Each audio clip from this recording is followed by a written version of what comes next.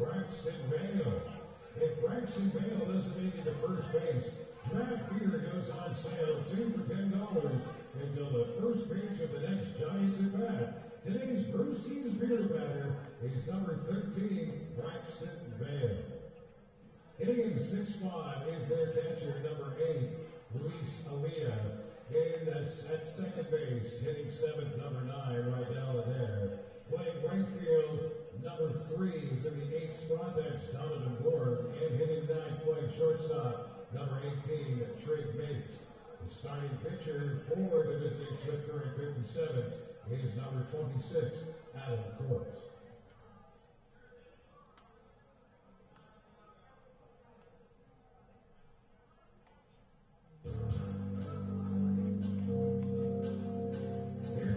Umpires for today's game as assigned by the Western Canadian Baseball League. For more information, visit westerncanadianbaseballleague.ca. Behind home plate today is Marcus Erlinson. Down the first baseline is Ron Suchuk. And at third is Zeke Fear. Now is the time to be heading out to home plate for our pre-game meeting.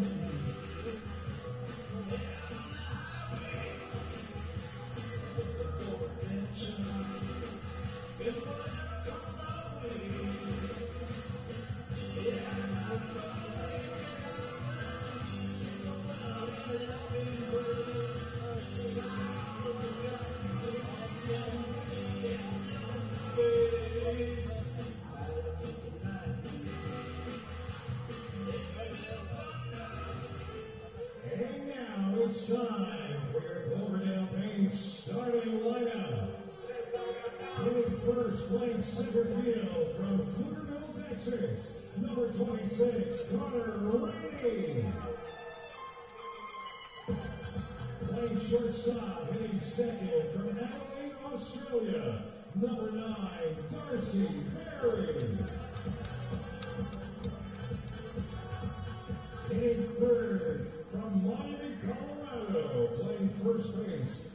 34, Matt Rose.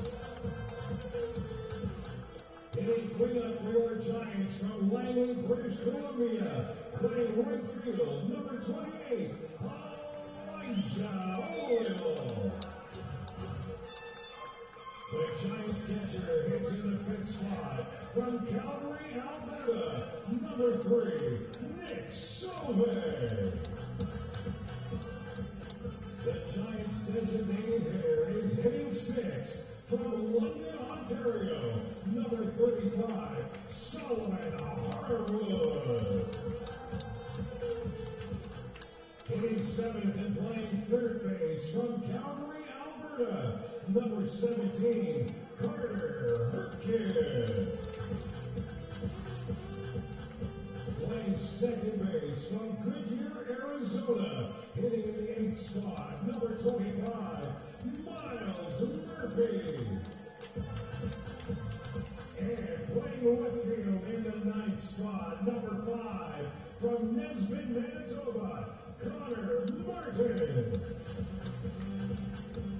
Your starting pitcher for your Giants, let's make some noise. From Bakersfield, California, number 40, William Taft.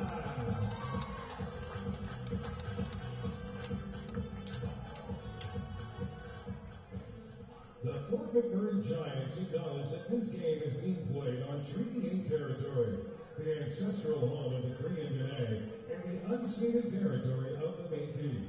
As long as the sun shines, the river flows, and the grass grows, we will honor these lands. It's at this time that we ask that you rise if you are able and remove your caps as we join Kathleen Bennett for the singing of our national anthem. Oh, our home and native land, true patriot love, ye of us command. With glowing hearts we see thee rise, the true North strong and free, from far and wide, oh Canada, we stand on guard for thee. God keep our land glorious and free. Oh, Canada, we stand on guard for thee. Oh, Canada, we stand on guard for thee. Thank you, Kathleen. Now let's play ball. Welcome to Legacy Dodge Field, home of the Fort McMurray Giants, all the way in northern, beautiful northern. We'll figure out my English later. Fort McMurray, Alberta. My name is Sobi Hamid, alongside the great Matthew Decker, who's going to be on color as we start a long homestand for the Giants here today. And this one versus the Swift Current 57s. It's a very intriguing matchup this evening. I mean, you got two teams who currently are sitting in the bottom of the respective divisions, but Swift Current coming off of two high-powered victories last week. The Giants, they haven't played since Thursday. The last three games of the road trip all rained out in Lethbridge and the two in Brooks. They came back early, so are we going to see a little bit of rust in the Giants, or are you going to be well rested for this game? In Swift Current, can they keep the offense going, which has led them to success the last two games? Boy, offense indeed. I know before the broadcast here, you're telling me of a crazy comeback. Well, and it was the last game for the Swift Current 57s as well against the Weyburn Beavers, down 11-0 heading into the bottom of the third, and they ended up winning that game 25-14. I don't think I've ever seen a baseball game where a team has trailed by 11 runs and then won it by 11 runs. Those are CFL type score I had to double numbers. check. CFL type score numbers, and we should be in store for a good one here, Matthew. Yes, these are both bottom of the respective divisions between the Giants and the 57s. However, that doesn't mean that the excitement isn't on deck, as the Giants have been able to hit quite well versus some of the top teams in the league so far. And as you said, Swift Current with that massive game that they had recently. So we're excited to see what's in store. Both teams might be 5 wins, but they've also gotten some good scalps along the way there. Swift Current beating Moose Jaw a couple of different times. Fort McMurray 2 wins against Lethbridge, and they stuck close with Okotoks last week as well. So these two teams, they are capable of taking down some big opponents in the league. And starting things off for Swift Current is Silas Hilton. 9 RBIs, 2 home runs, 338 average, and fouling that one for strike 2 as he faces off the commander-in-chief of the curveball. None other. I was wondering how long it was going to take Liam before you Taft pulled that one up. Right away. Liam, not William. Liam Taft.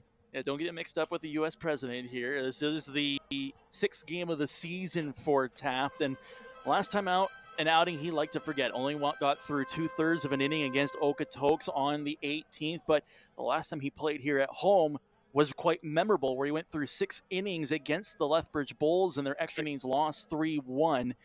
And along the way, 7 strikeouts. He's a guy who loves to play with a little bit of fire. And speaking of strikeouts, there's the first one for Taft, getting Hilton swinging. And up to bat now is Gus Kane.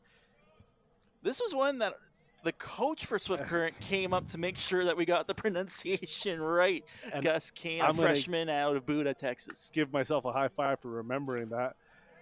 And that one is a ball thrown to Kane. Kane, this season is, my tablet just glitched, so bear with me here. I got some college stats if you need those. 21 for 72 with a 2.91 average, 2 home runs to his name, and 18 RBIs. Fouling that one back. And obviously, if you're a hitter for Swift Current against Weyburn, you did pretty well throughout that entire game, but still he went 4 for 6 on June 21st against the Beavers. Couple of RBIs, 4 runs as well for his name that night.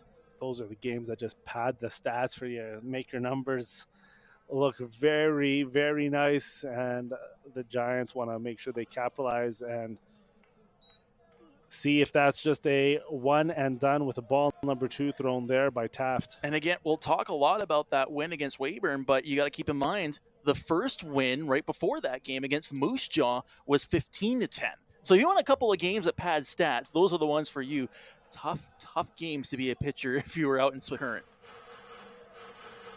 Taft looking to correct course for the players that control the mound. It's a 2-2 pitch coming to Kane.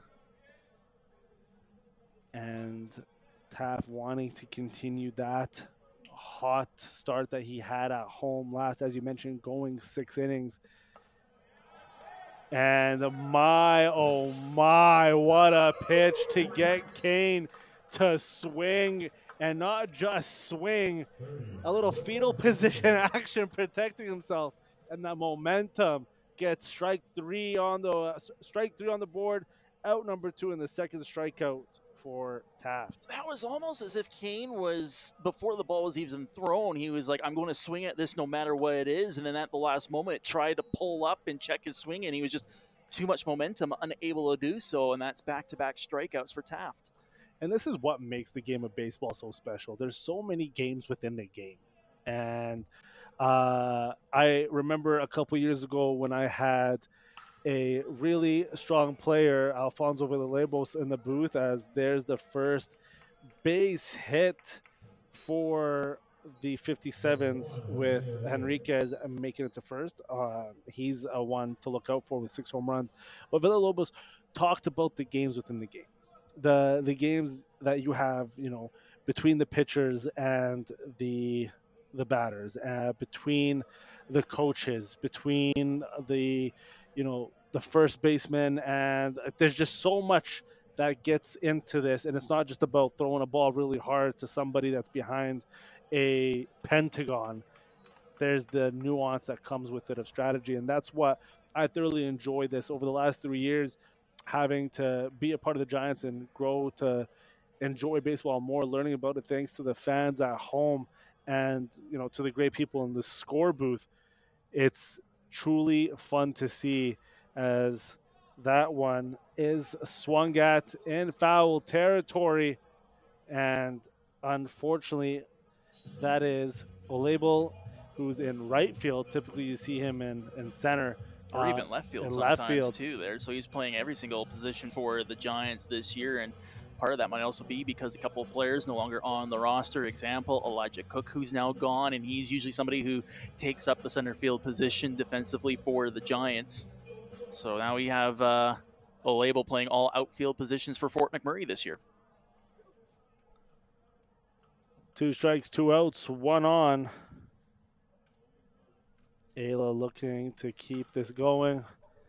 And that one to the third baseman, controls it.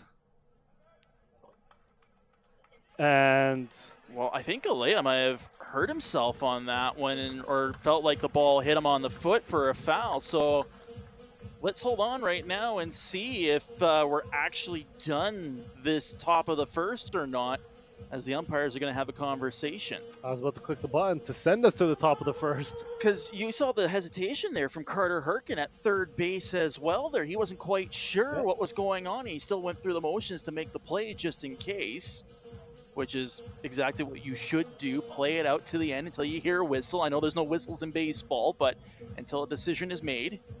And it looks like it will be a foul ball, and it looks like we will continue on. And you know what? I appreciate the Giants. You have the confidence that the call was going to be that play. And you try to sell it, right? It's like the end of the fight. You put your hands up right away, and you try to get those extra little points with that confidence to the judges, except these judges. I'm a hockey guy myself. As you know, do play-by-play for the Oil Barons here in Fort McMurray. That's like a player who hits the crossbar, goes straight down onto the goal line, and he throws his arms up saying that it went in. And it's something you should do with confidence, because you never know. Now, hockey, it's a little bit different. Yeah, but when you're in a league like the AJHL that does not have video replay and does not consult with their video goal judges, I can pull out a nice little rant back in December with my color commentator and Devin about the lack of use of goal judges in the league. And that does it, as it's strike number 3 for out number 3. Taft starting things off 3 up, 3, sorry, not 3 up, 3 down. That's close. 4 up, 3 down, but 3 strikeouts. 1 hit, no runs, no errors, 1 left on base. We'll be right back.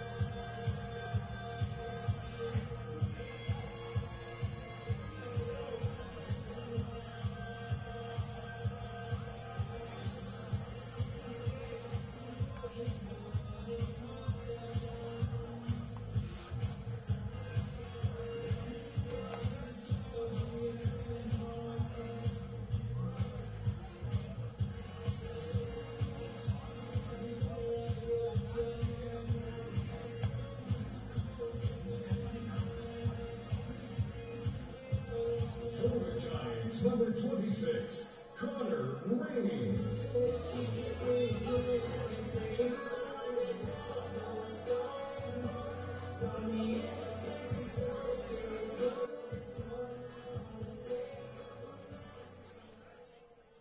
Welcome back, folks.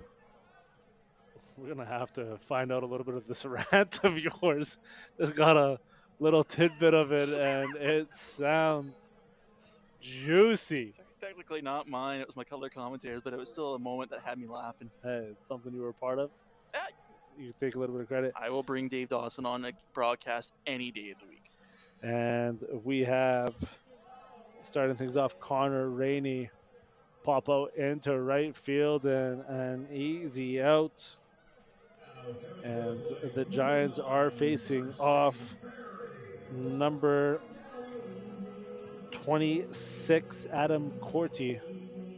Corti, is that how we're going with it? I believe so. If there's any relation to a couple of players who are in the Saskatchewan Junior Hockey League, that's how they said their name. He is from Munster, Saskatchewan, central Saskatchewan, I believe, out near Humboldt. 6th game of the year for Corti. He has a 1-1 record, and his last time out, June 17th against Moose Jaw. They did lose the game 5-2.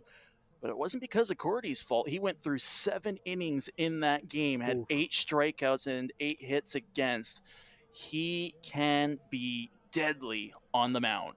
So this could be a pitching battle between Corti and Taft, as both players have had some success recently here. And another strike thrown to Cordy.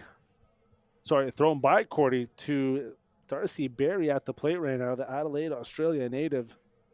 I had to hesitate for a little bit there just because the umpire was a little slow in making the call. That one, no need to be slow. Swing and a miss by Berry for strike 3, out number 2. And Matt Rhodes looking to extend this inning here with 2 outs already on the board. Number 34. Swings on the first pitch, fouled back. Rhodes, 55 at-bats, has 20 hits. Struck out 8 times. An impressive 364 battering average. 1 for 5 the Giants' last game against Lethbridge. Had 2 RBIs in that contest. And the night before that against Okotoks, yes, it was a 7-1 loss, but he went 3 for 4 in that game. That helps bump up those batting average numbers by a little bit. Good patience there. And one of those hits against Okotoks, home run for the lone run of the game. And that one swung at. And what a rundown by Mapes, as Trig Mapes tracks that one down and gets out number 3. A strong start for the 57s. And Cordy, 3 up, 3 down. No hits on the board, no runs. We'll be back.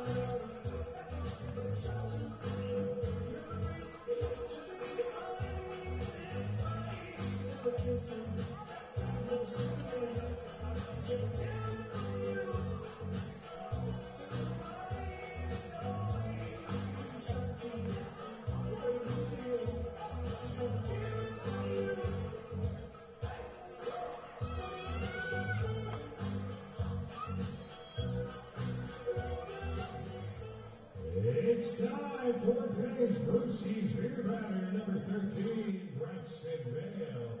If Braxton Vale doesn't make it Welcome first, back, Braxton folks. Vale As until the starting first things pitch off of the for next Giants at Swift bat. Current, Braxton Vale, the Colorado native, is tonight's Brewski's Beer Bat. A little incentive that we got here at Lex Dodge Field, where if he doesn't make it to first base, beer goes on sale.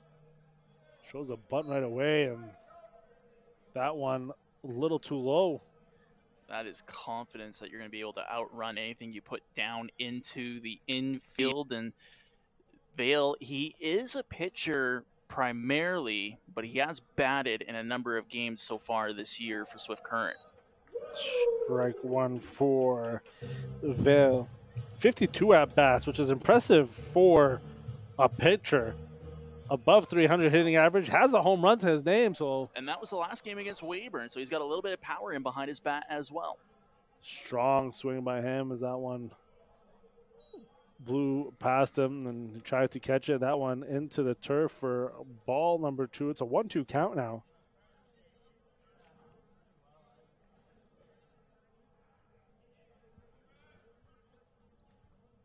Taft and Vale wanting to get as much as he can off of that. Fouls it back for strike number 2. Pretty sure that one ended up in between the goalposts on the football field to our left. Speaking of which, SMS Equipment Stadium is going to be hosting a couple concerts. Another foul ball. Yeah, a couple big names of that one. Our Lady Peace, I believe, is one of those bands that will be there. 3 Days Grace, among others, part of Canada Week, shall we say, festivities here in Yes. Fort McMurray. Good time to celebrate. Summer's officially here.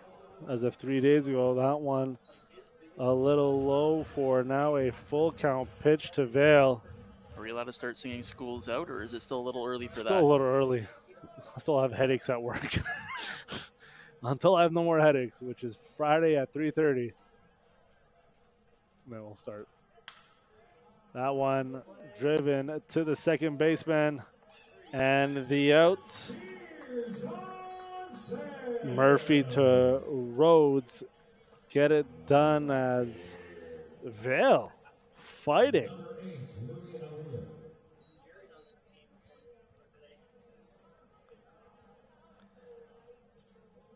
And Luis Alia, some relation to Jose Alia. I'd assume so. That's what I'm going to say. That one, a easy grab by a label out in that right field with the pop-up.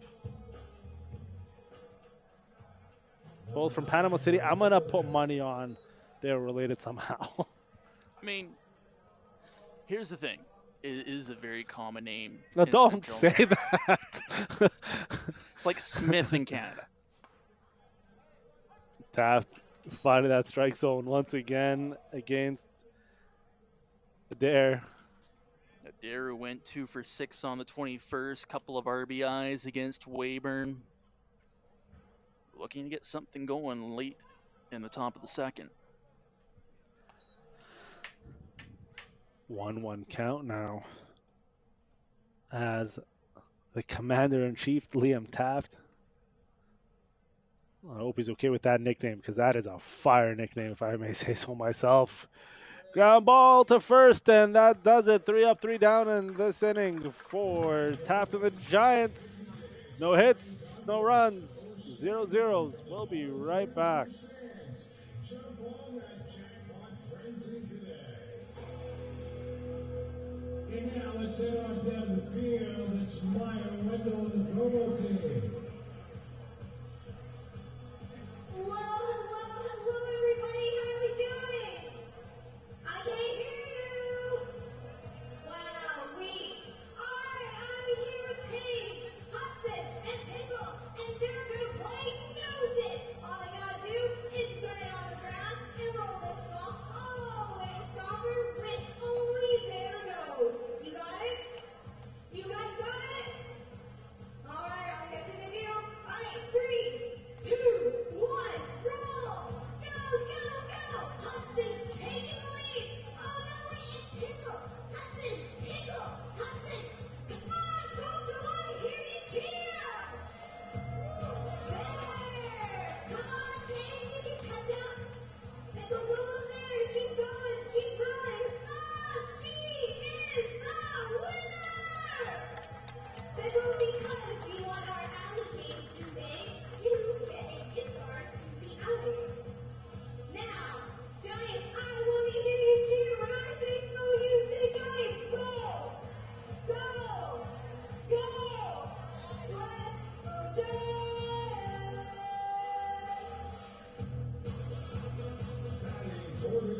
Giants, number 28, Elijah Olable.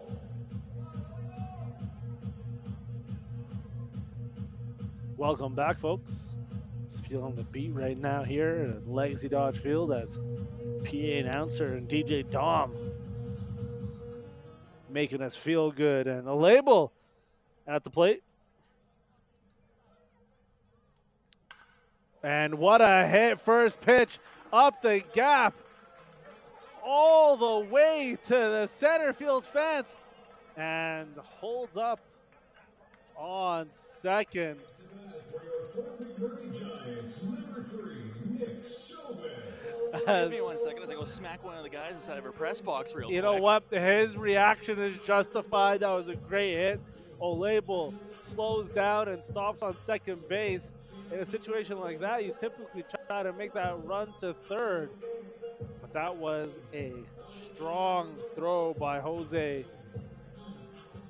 And you times just want to be safe. You're in scoring position.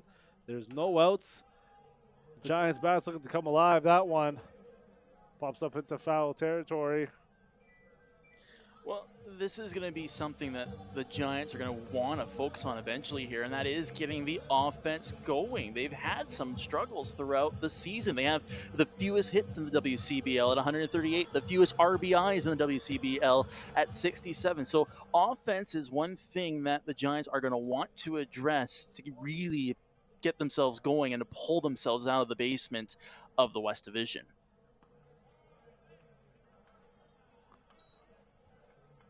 And a 1-1 count.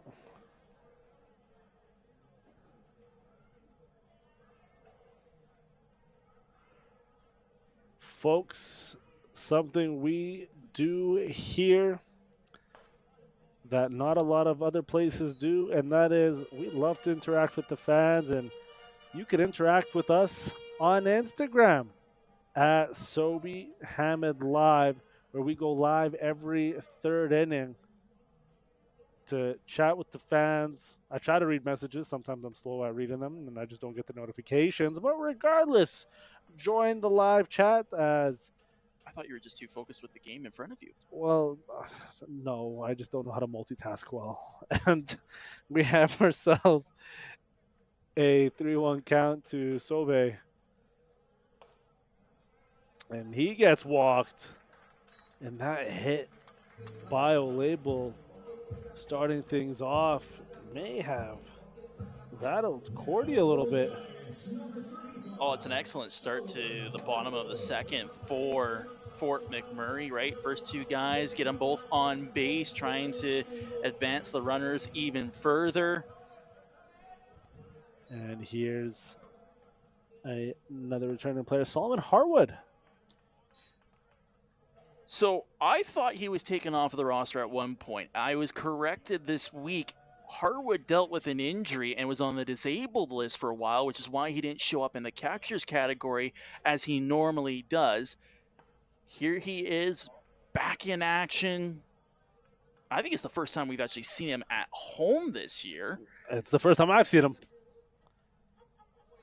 And I've been to almost every home game. You've covered for me a couple times, and I appreciate you for that. Yeah, the only two games he played this year were on the road, and both of them against Saskatoon. 2-1 count now for Harwood.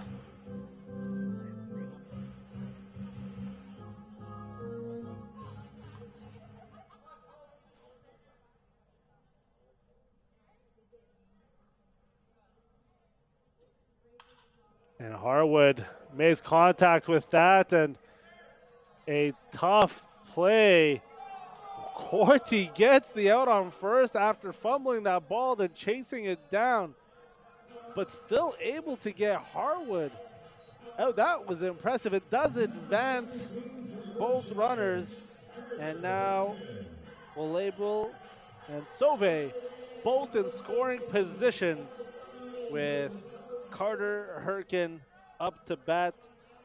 .265 batting average, 13 hits on the season. He's been struck out 15 times. Wow.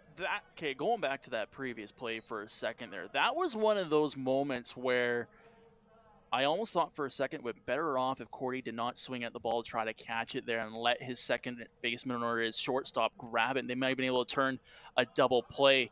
Very, very fortunate that he was able to at least get the one out to Harwood. Otherwise, this would be loaded bases with nobody out. Still in a tough spot, 2 runners in scoring position, but wow, that was a play that almost was disastrous for the 57s. And Cordy showing that athleticism, able to get up quickly after chasing that ball down, and that is impressive. I know it's not exactly what he wanted, and I agree with you wholeheartedly as my mustache is caught in my mic right now, and this actually hurts so much. Agreeing with the play about Cordy. Yes, thank you. That one dribbles into foul territory, and we have ourselves a 2-2 count now.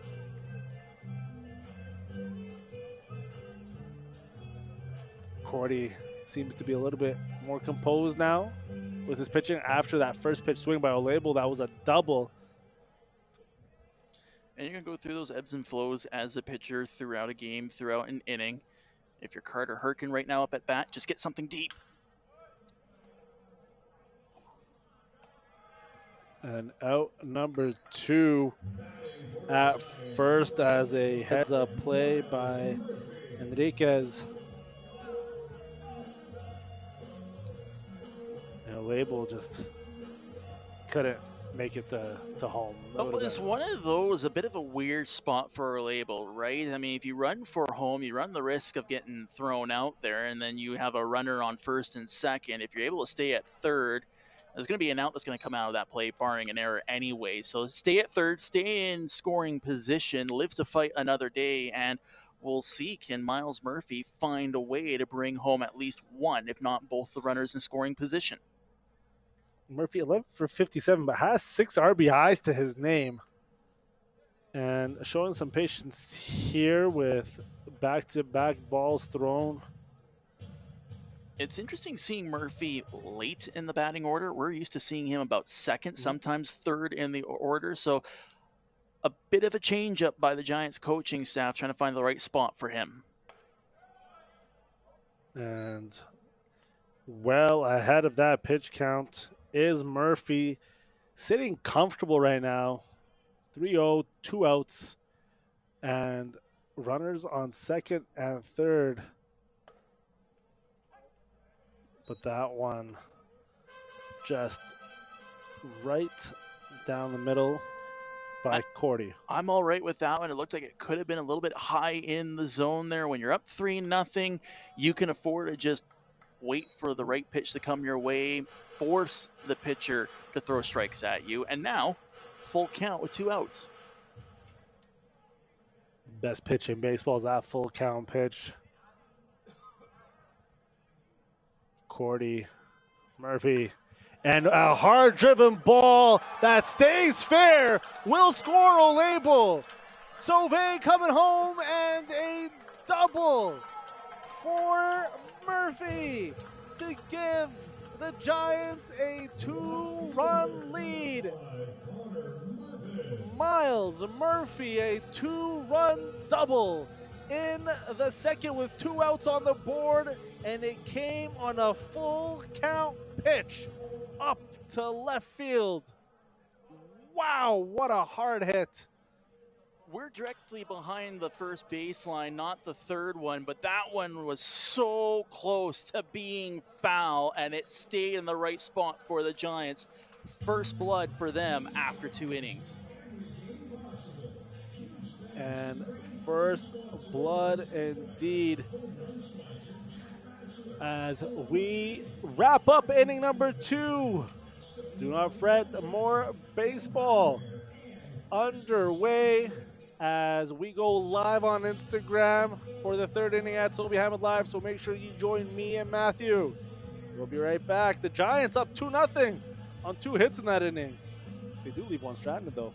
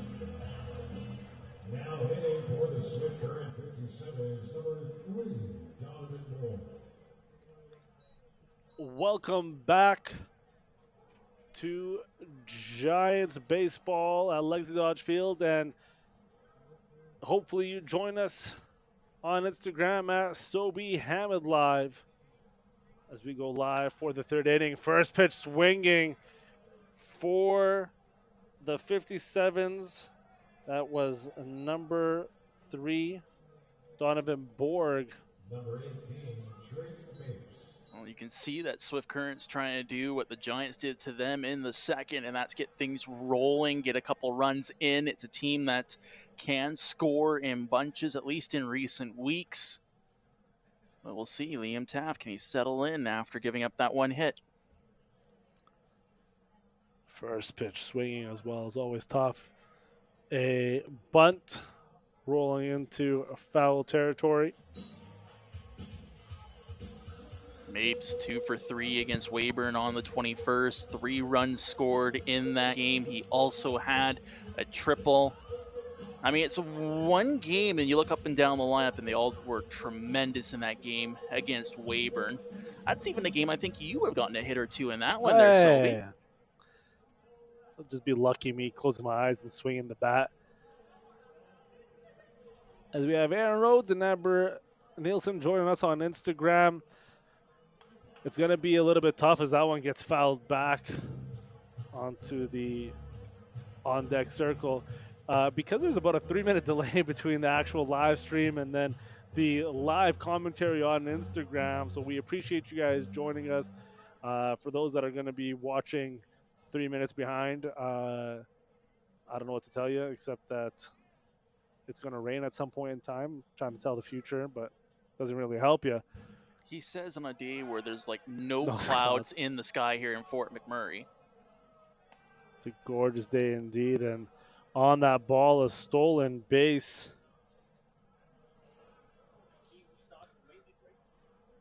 by Donovan Borg.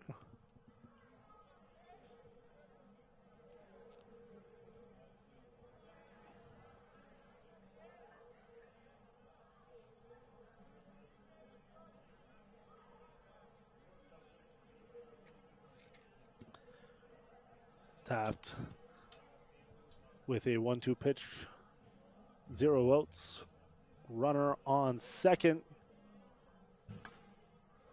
A low for ball number 2. Mapes hails from Great Falls, Montana. Beautiful city if you haven't been there yet, especially with the rapids and the little waterfalls that go through the middle of that city. Redshirt freshman out of Trinidad State College. And that ball hit to the shortstop, and a great play to first for the first out. And this is why I love Instagram. This is why I love what we do. So we have Amber Nielsen all the way from Swift Current informing us that Jose and Luis are twins. And she's the proud billet mama all the way. Well done, Amber. Thank you for that information, and way to be awesome in supporting these young athletes, being the billet mom to them. And it must be tough with twins, though. I have 2 kids, and sometimes I don't want either one of them. But you know, I will say this. Look, Moose Jaw might be named the friendly city, but I've been to Swift Current a few different times. Those people out there are truly the friendly people in Saskatchewan. Couple of Bronco games and been treated like gold by the fans out there in Swift Current. And that blooper into shallow right field. Strong arm by Olable freezes Borg, and the second hit of the inning for the 57s as Hilton able to get on first. And now we have Kane from Buda, Texas. Liam Taft, he's been in this situation a few times before. That game against Lethbridge a couple of weeks ago, he got himself out of bases loaded, got himself out of a couple of runners in scoring position. Looking to do the same again here. PU by you. Kane swinging hard. And Taft, as you mentioned, thrives on adversity sometimes, and he's been in some sticky situations where a little bit of goo off helps and is able to get himself out of those. I was going to say, you have kids. I'm sure you've used that plenty of times around your house. It's nonstop. It's actually gross. Sometimes you'll just touch things and you're like, why is this sticky? This shouldn't be sticky.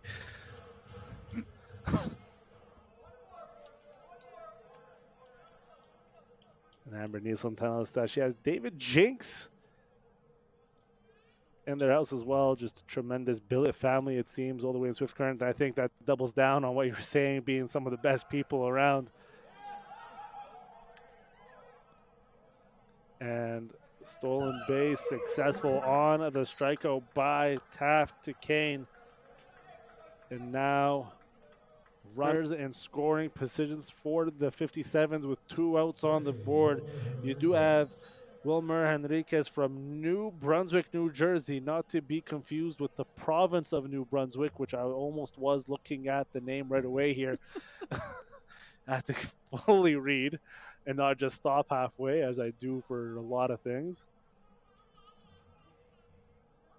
Junior at Cameron University.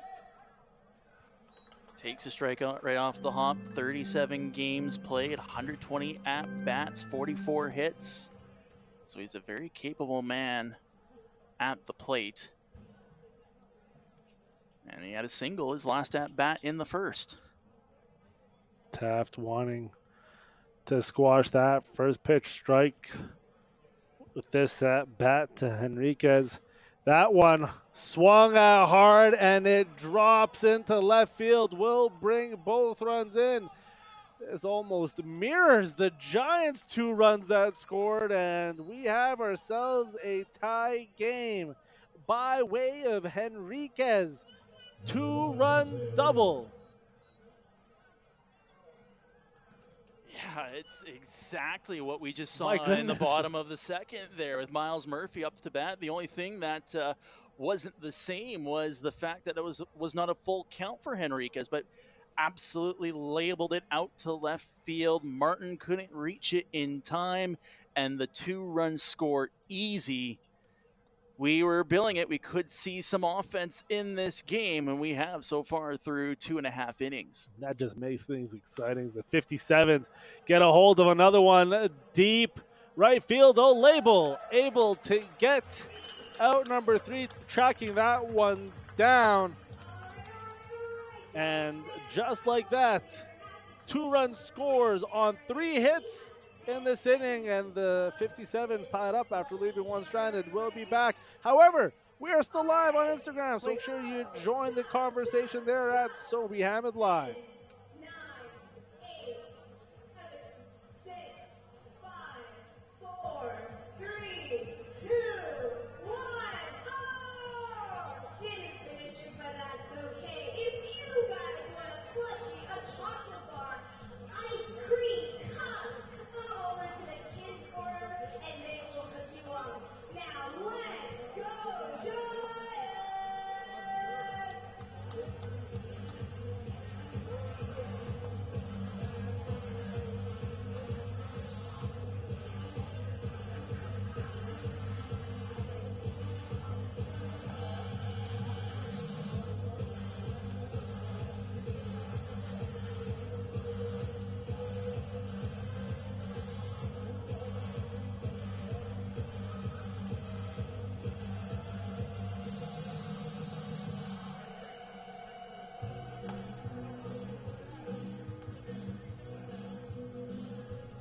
Now coming to the plate from Dakota State University, number 26, Connor Rainey.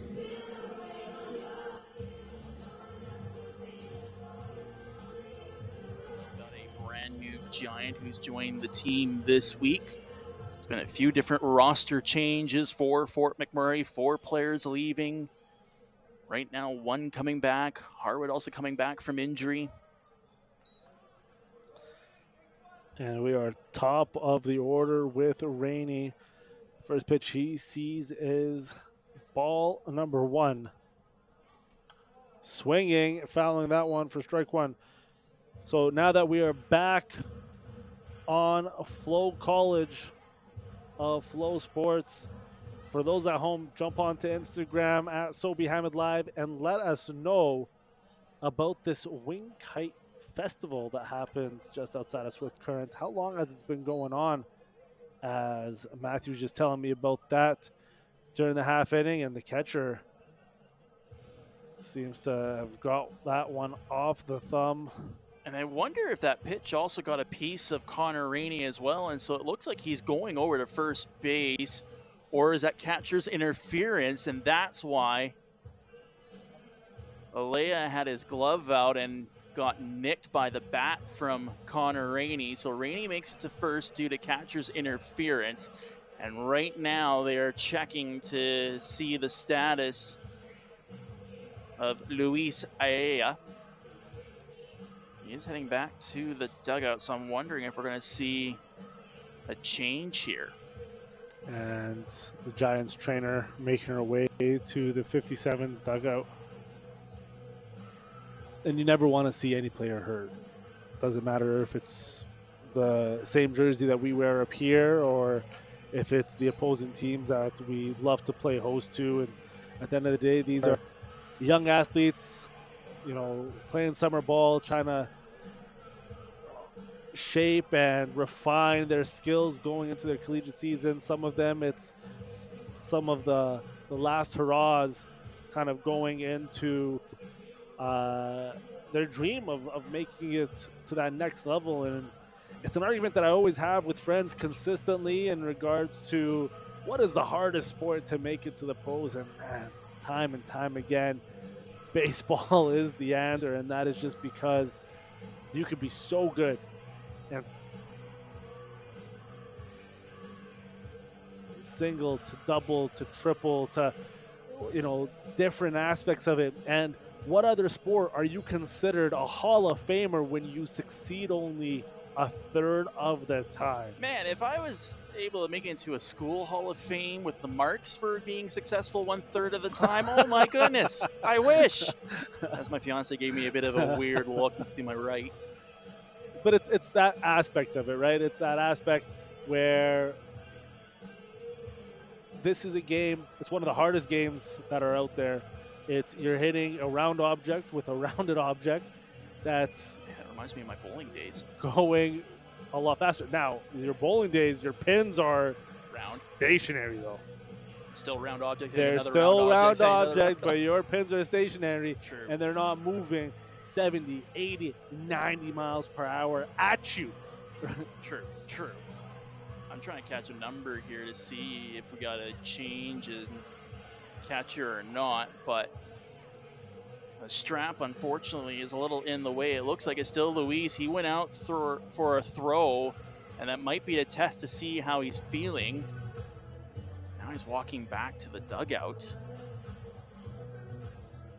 I think his night is going to be done. Takes off the helmet, slams down. His night Yeah. is done. He is frustrated. Our wishes go out to Luis for a speedy recovery here. As I mentioned, we never want to see our players go down. And when I say our players, the players of the WCBL, we enjoy any athlete that comes into this. They are exciting. They're young. They're hungry. They want to keep fighting for this. And we truly, truly wish him that he is okay and a speedy recovery. And it's something that just is going to affect him potentially today. So, on that note, we have a new catcher. Home plate umpire is trying to pick up the number. We're trying to pick up the number. Well, if it is number 15 is what we were hearing potentially. Yeah. We got the confirmation. Number That will 15. be Casey Prychak from Saskatoon, Saskatchewan, a junior at Wayne State College. He will be the replacement because another man who plays catcher, Swift Current's very own Rydell Adair, is currently playing second base. This is what you like to see sometimes is multi-position athletes in this game. And we're seeing that a lot in the WCBL. To Wendy Rhodes, I do apologize. The commercials are off. I know you guys missed the first batter. We try our best. There's a leg. I actually don't get to see when to run the commercials. If I was to just go live at the half innings, they'll cut off the feed consistently. I have another screen kind of streaming things, and I try to time it as best as I can in regards to the length of commercials. I'm not a fan of this. I truly, personally don't want to produce the games as I call the games. So I do apologize if things do cut out and Spidey-o. you're not seeing things properly, as number 26, Connor Rainey, who made it to first on, I believe it was an error, Catcher's interference. is what they call it, catcher's interference. And Rainey making his way to second, and a stolen base for Rainey.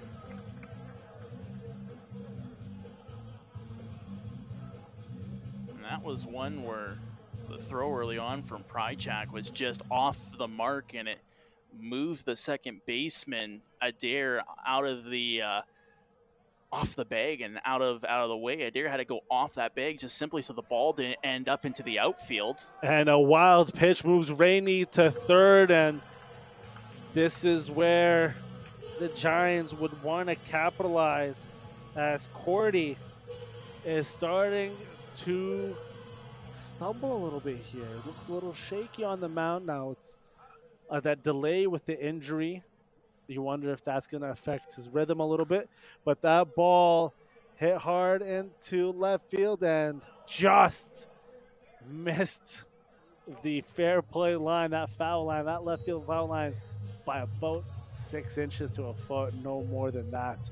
Well, and keep in mind, the last game here at Legacy Dodge Field, Darcy Berry tattooed a ball over that left field wall. And Legacy Dodge Field, this is a pitcher's paradise.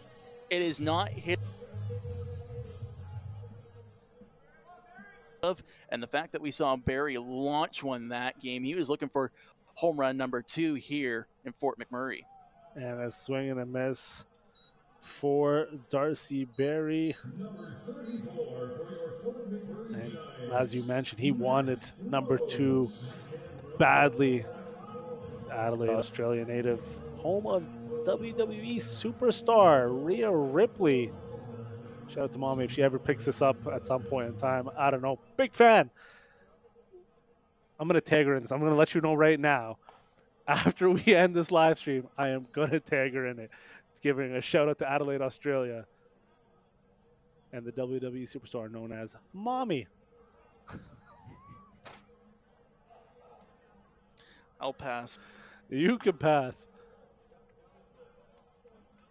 That one, foul territory by Rhodes.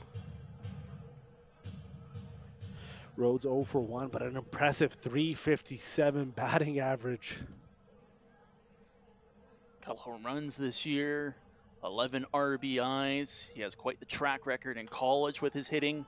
That one pops up into foul territory. It looked like it was going to be closing. It was a blooper to bring in Rainey potentially. Stays alive with that one. Would not be surprised if maybe we see a sacrifice fly. Who comes in and joins Instagram Live? Former GM, good bald-headed friend, Andrew Swaggers. I'm sure he'll have a few words for you about that comment. I'm going to get a couple of text messages later for uncalled for mischief. That one, dribbler. And a run scores as Rainey makes his way home. Matt Rhodes gets the RBI. And you know what? Terrific job there by Connor Rainey. I mean, there was a moment where the second baseman Adair was trying to decide, should I throw this one to home or should I go for the out at first? And I think in that thought process, he realized, oh, I'm not going to be able to get him out at home base, so let's at least get the out at first, give up the run, and live to fight another day. And that's why you run the bases hard and you commit and run to home hard, as we have a label at the plate with ball number 1 thrown to him, and that one a little too high for ball 2. Swags, we miss you. We got to get you on here at some point in time. I know you think you were on at one point in time when I was away. Well, he made a couple of cameos over your shoulder. Over my shoulder. And a label swinging, missing for strike number 1. Feeling pretty confident right now. He got the party started in the second with that double that he launched into center field. So we're going live with Andrew and Swingers on Instagram. We've never done this before. I won't be able to hear you because I don't have headphones on. So we'll see what this is going to look like, Swags. That's not even working. 2-2 count for a label. The Giants up by a run. And caught looking is a label for strike number 3. And that does it for the 3rd inning. Giants score a run to take a 1-run lead on some sacrificing great hitting. We'll be back for the top of the 4th right after this.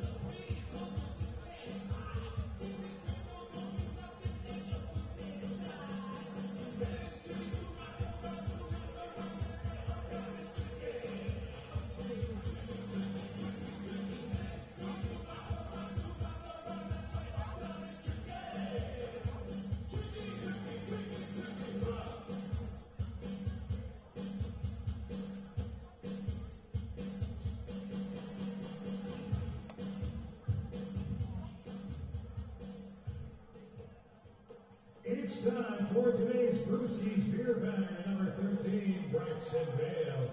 If Braxton Vale doesn't make it to first base, beer's on sale 2 for $10 in draft form until the first pitch of the next Giants at bat. I should put my mic down as I was talking. That would help.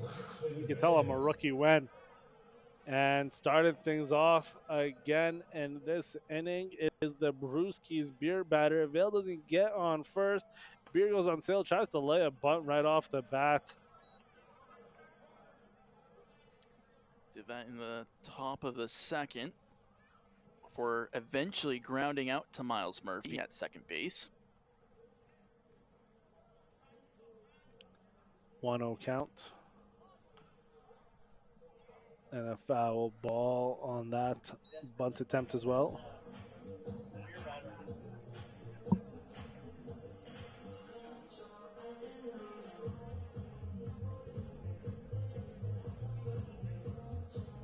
On 1 count.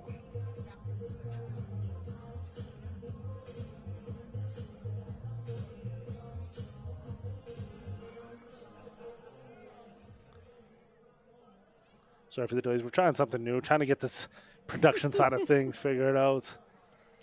It can be a challenge when you're not just calling a game, but you're also forced to produce it.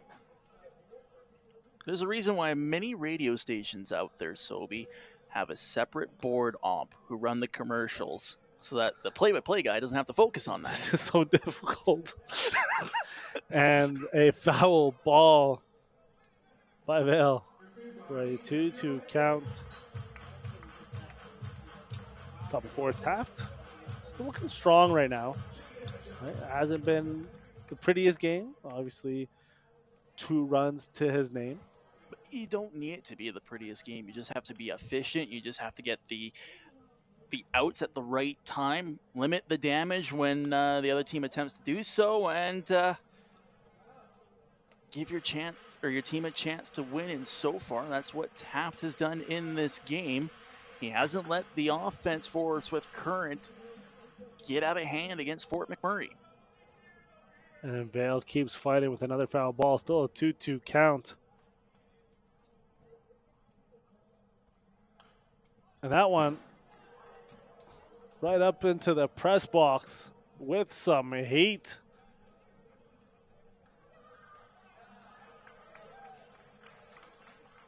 Yeah, that one had a bit of an echo effect right through the press box.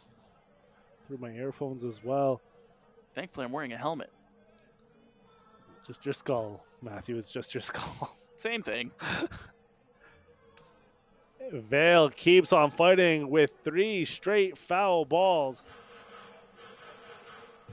And it's not a bad thing for Vale. At the very least, you're taking a little bit of tread off of the arm of Liam Taft and maybe limiting how long he's able to go in this game. On the flip side, if you're Taft, yeah, it's a little frustrating. But at this point, you're looking for an out any way you can get it. Set the tone for the fourth.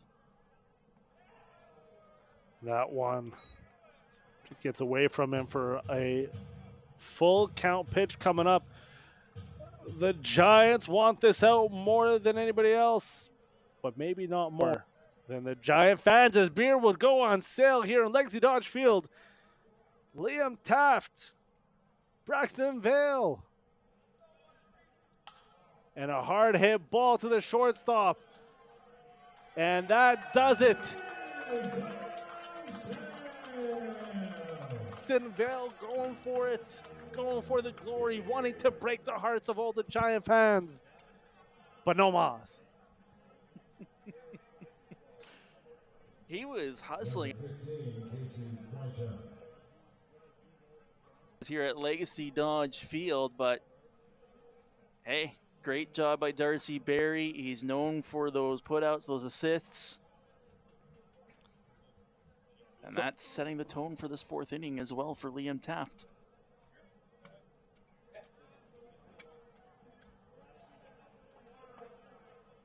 And what a strike, 89 miles per hour by Taft, showing that speed with the pitch.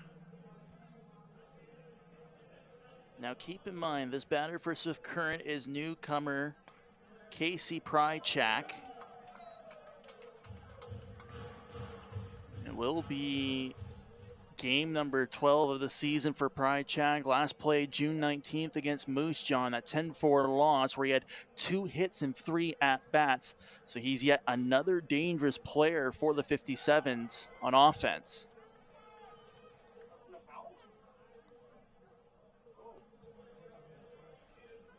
And a... Interesting. Okay, so hopefully somebody could listen. Maybe you know this and you can correct me. It's a dropped third strike. It's a swinging strike. It's a dropped third strike, and it worked its way all the way to the backstop. Sauvé couldn't recover in time. There was a couple of question marks whether that was a foul ball or not, and the umpire said otherwise. So it still counts as a strikeout for Taft, but Prychak makes it to first base and acts as a runner. The Giants had this in their extra innings loss against Lethbridge here at Legacy Dodge Field, and it led to the 2 runs that ended up being the game winners for the Bulls a couple weeks ago. I smell deja vu and the mustard here in the press box. That's just a Toonie hot dogs that are on sale here at Legacy Dodge Field. And a swing and a miss by Adair. They were delicious, by the way. I had a couple of them before the game started. Got to fuel up. And it cost me $4. What a deal. It's like Big Mary Mondays. $6 for a chicken sandwich. That one up. Darcy Berry once again controlling things. The Adelaide, Australia native. So back to Adelaide, Australia, and Rhea Ripley, the wrestler. Her nickname is Mommy. Right. Does it make sense for us to call him Poppy? Tell you what, you go down there and ask him that and see how he responds. If he gives you a good answer, then I'll say go for it. To Darcy Berry Papa and Berry. family. Papa Berry. I will rock with that one. But you run it by him first and see what he says. How about that? I don't want to get beat up. Granted, he's one of the nicest guys. It's an 0-1 count with 2 outs, runner on first for Taft. That one inside for ball one. Borg. It's a hit to his name. One of the 2 runs to cross home plate for the 57s.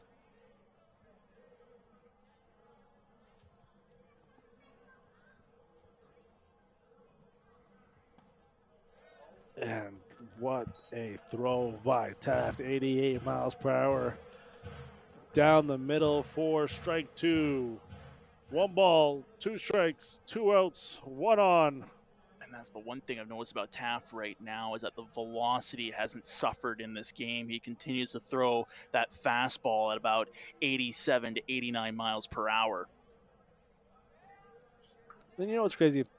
There's not much difference between 89 and 90. But that 9 It's a in pride the front, thing. it is a pride thing. And that one hit.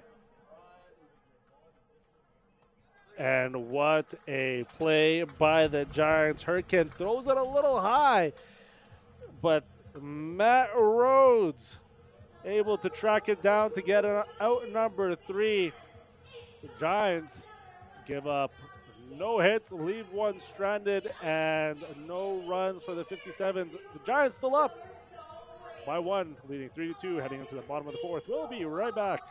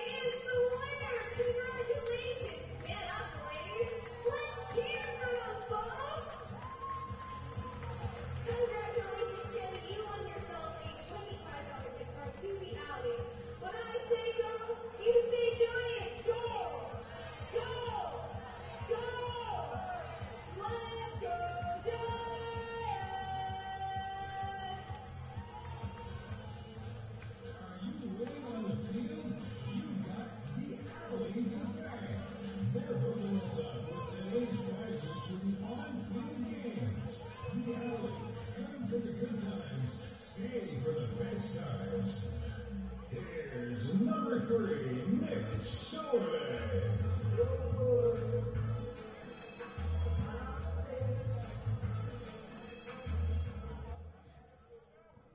Welcome back, folks. A question for those at home. If you were to get sneezed on, would you rather get sneezed in the eyeball or in the mouth? Why are you asking this? I'm just asking. I'm just asking. Since when did the conversations off air end up on air? That's like rule number 1 in radio. I'm not radio. Obviously. And a hard hit ball into left field and easily tracked down by Hilton Sauvé. We are so off the rails today. And that is okay. We are allowed to have fun here in the Giants press box.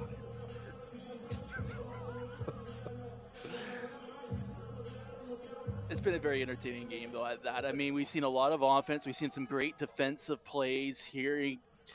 Liam Taft has 5 strikeouts on the night so far through 4 innings of work. I had a feeling that with these 2 teams desperate for a win, looking to get some momentum going, that this could be a very entertaining 2-game set. And we're seeing that right now as Cordy back-to-back strikes to Harwood. That one into the turf for ball number 1. And this is where maybe some desperation kicks in for both teams. Now, once again, it's not necessarily, you mail in the season. The season is shorter. You want to get back in that win column right away, get a couple under your belt. And when you are playing the opposing division's lowest ranked team. Do you think that this is your chance to get that momentum going for both teams, and you'll see some maybe a little bit more aggression from players as Harwood strikes out with that one for out number one here in the bottom of the fourth. Well, yeah, you look at the standings here. I mean, the West Division, Fort McMurray is 3 wins behind the Energy City Cactus Rats, who hold the 4th and final playoff spot there. Now, the road's a little steeper for Swift Current right now, as the Moose Jaw Miller Express have the final playoff spot at a 500 record of 10-10. But again, it's early on. Anything can happen. Swift Current, they've won 2 in a row. They've beaten Moose Jaw twice already this year. They know that they can rally and catch the East Division representatives at the finals last year. For Fort McMurray, they know that the offense can come alive at times, even if it hasn't shown up in the standings. The defense has its moments, even though it hasn't always shown up on paper. Both these two teams are very capable. It's just, how do you do it consistently and start stringing those wins together? And that's the key factor here, as Cordy working his way through the lineup as Hurricane swinging on that one and missing. It's a 1-2 count with 2 outs. And a swing and a miss on that pitch for another strikeout. Strikeout number 4 for Cordy. And we said it strikeout number 5, as I'm getting corrected here, because I don't know how to read. And we said, top of the broadcast, this can come down to a pitching battle between 2 pitchers who have had some hot starts. So we'll talk about that some more when we come back in the 5th inning. Giants up by 1, 3-2.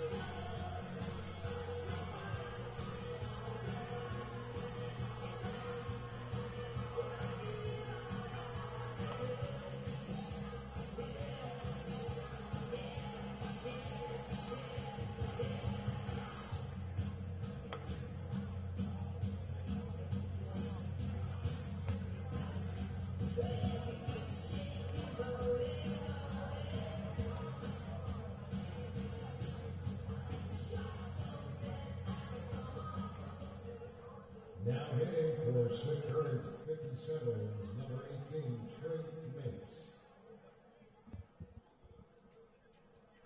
Welcome back, folks. Top of the 5th, Trig Mapes up to bat. Oh, we're talking WCBL here, and I do want to quickly look through our out-of-town scoreboard. Saskatoon up 3-2 on Regina in the 4th. Bottom of the 4th, Okotoks doubling up Brooks 4-2. Moose Jaw Miller Express trails Sylvan Lake 2-1 in the bottom of the 4th. Top of the 4th, Medicine Hat 1-0 lead on Weyburn. There is a doubleheader tonight between Lethbridge and Energy City, and the Bulls all over the Cactus Rats in the first game, 13-2. They're getting ready to start the second game of that doubleheader. And those Bulls, pretty good team, have shown pretty good team. A big jump this year to compete with the big dogs in Okotoks. Here's the thing.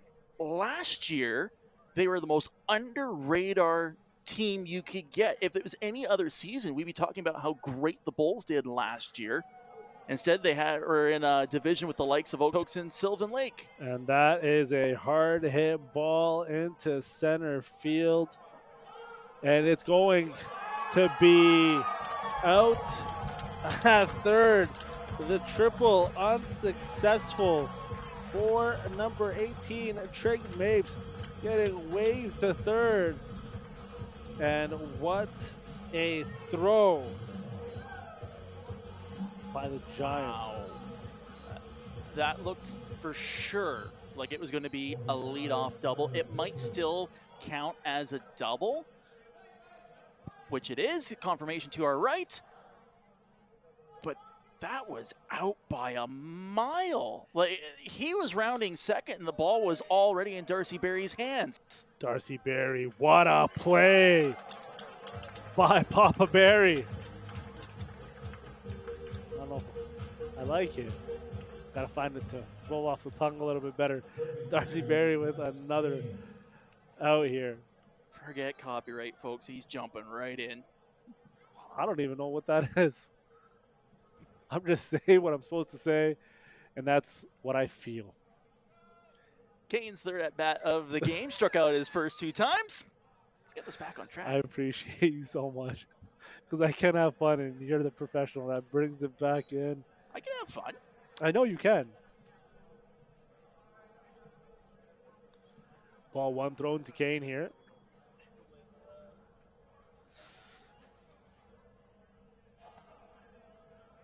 That one by him for strike number 1.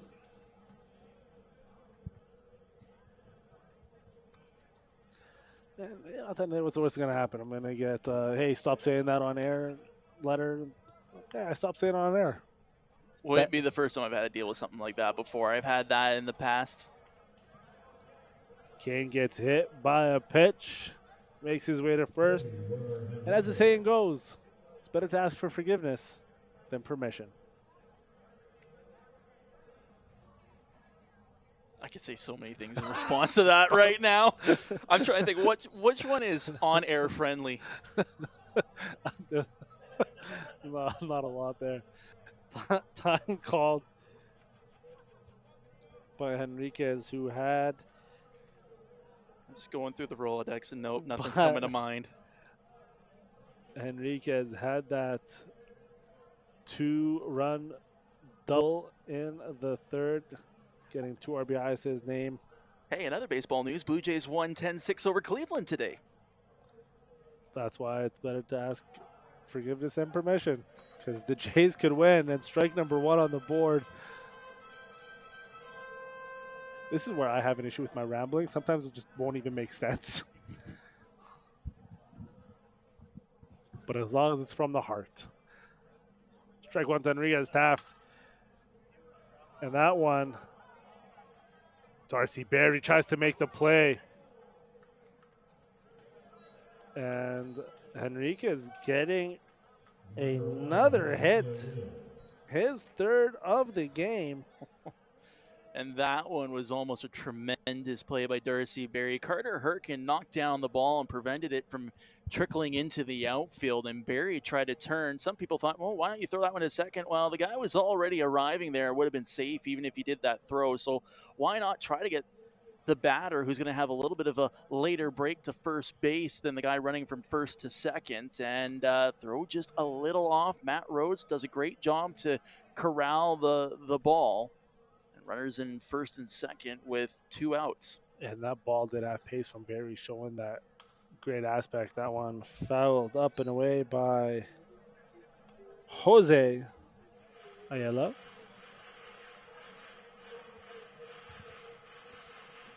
Wishing a speedy recovery to twin brother Luis, who went down earlier in this game with a hand injury by the looks of it.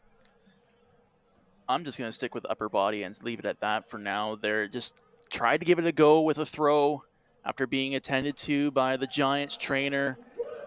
Didn't like the way it felt and was frustrated as he went back to the dugout.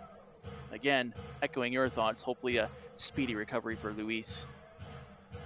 0 balls, 2 strikes, 2 outs, 2 on. Jose wanting to extend this inning for the 57s.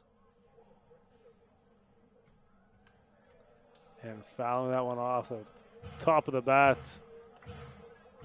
It's an interesting thing to note right now as well. We're about halfway through the 5th inning, and so far neither bullpen has been active in this game. Kind of goes hand in hand with what you were thinking at the start of the game, whether we're going to get a bit of a pitcher's duel here at Legacy Dodge Field. and it has been solid between Taft and Cordy. That ball hit high into right field. None other than O'Label tracking that down for out number 3, and that does it. 2 hits on the board for the 57s. They leave 2 strong on the base and don't get any runs, which means the Giants are still up by 1 run, leading 3-2. We'll be right back from the bottom of the 5th, and the Giants bats right after this.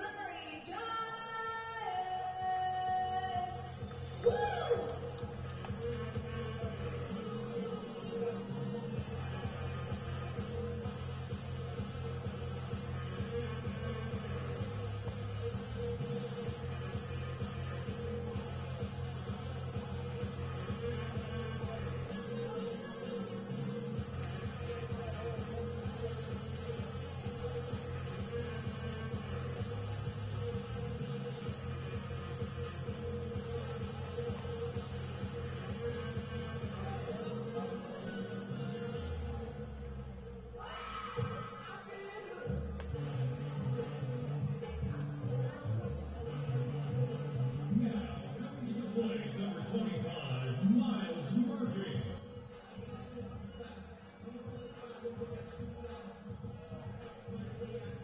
Welcome back, folks, as Miles Murphy starts things off. Had that big double.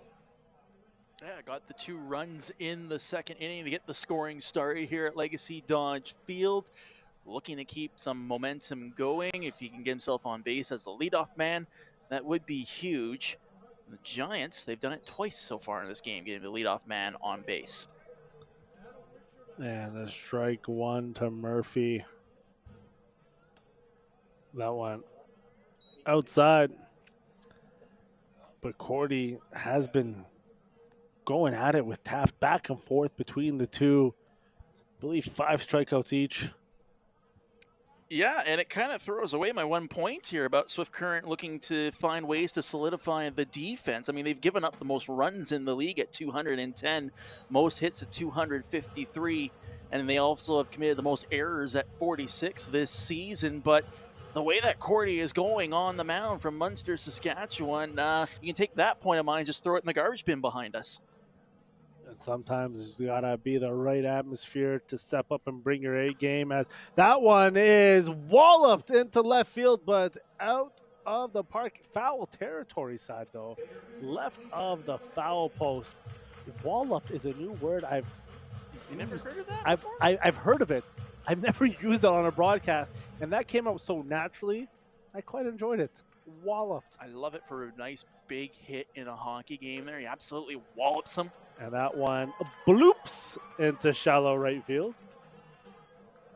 That felt more like a pop. Works too. But hey, whatever gets 3 us out off. of 5 innings here.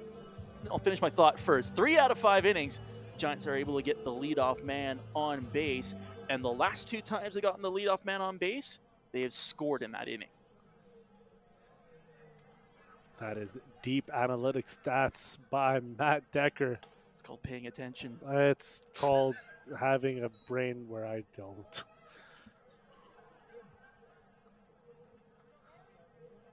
Ladies and gentlemen, this coming from a vice principal in Fort McMurray. Just because I know how to lead doesn't mean I'm smart. I'm just a people person. I'm good at building relationships. And Cordy getting Murphy to stay true to that first with a failed pickoff attempt there. Connor Martin 0 for 1 so far tonight, grounded out to the shortstop Mapes. And a hard run by the Giants, unfortunately unable to make it to seconds, but Connor Martin beats the throw back to avoid that double play. And you live with that. It'll be marked down as a fielder's choice. Not the most ideal situation for Fort McMurray, but you still have a runner on base. And top of the order with Rainey and a runner.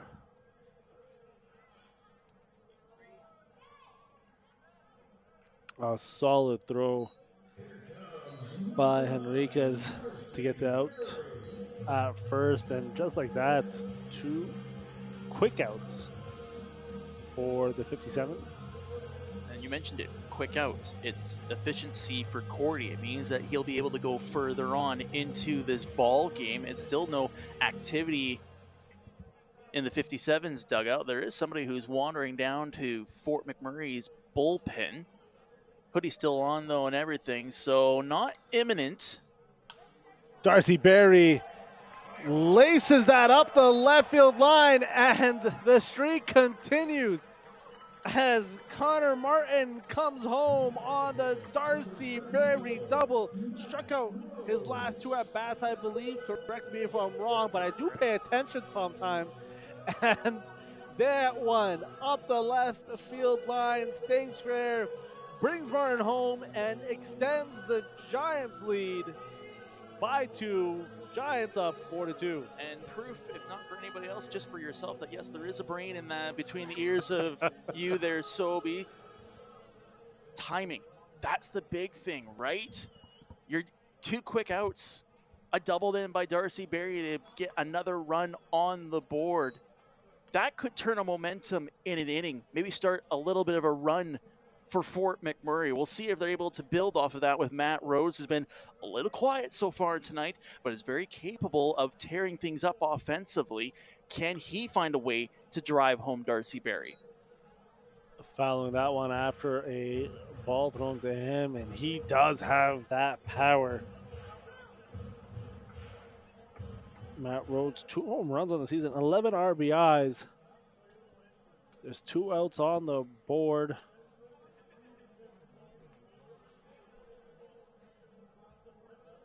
Rhodes pops that one up into shallow left field. It is tracked down, though, fairly easily by Hilton. The Giants get a hit. They do leave one stranded, but not without bringing one home and extend their lead to 2 runs, 4-2, heading into the top of the 6th. We'll be right back.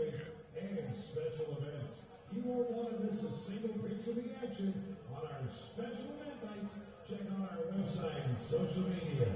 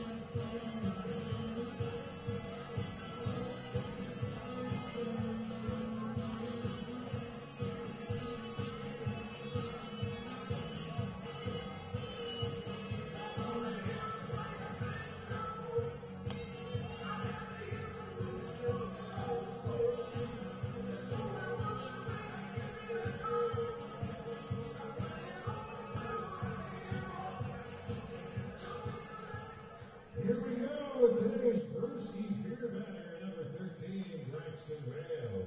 If Braxton Vale doesn't make it... Welcome back, folks. Top of the 6th inning, and for the 3rd time this game, I don't think it's happened before in Giants baseball lore. At least not when we've been paying attention. No, that's not a lot of times, at least not for me. Excuse me.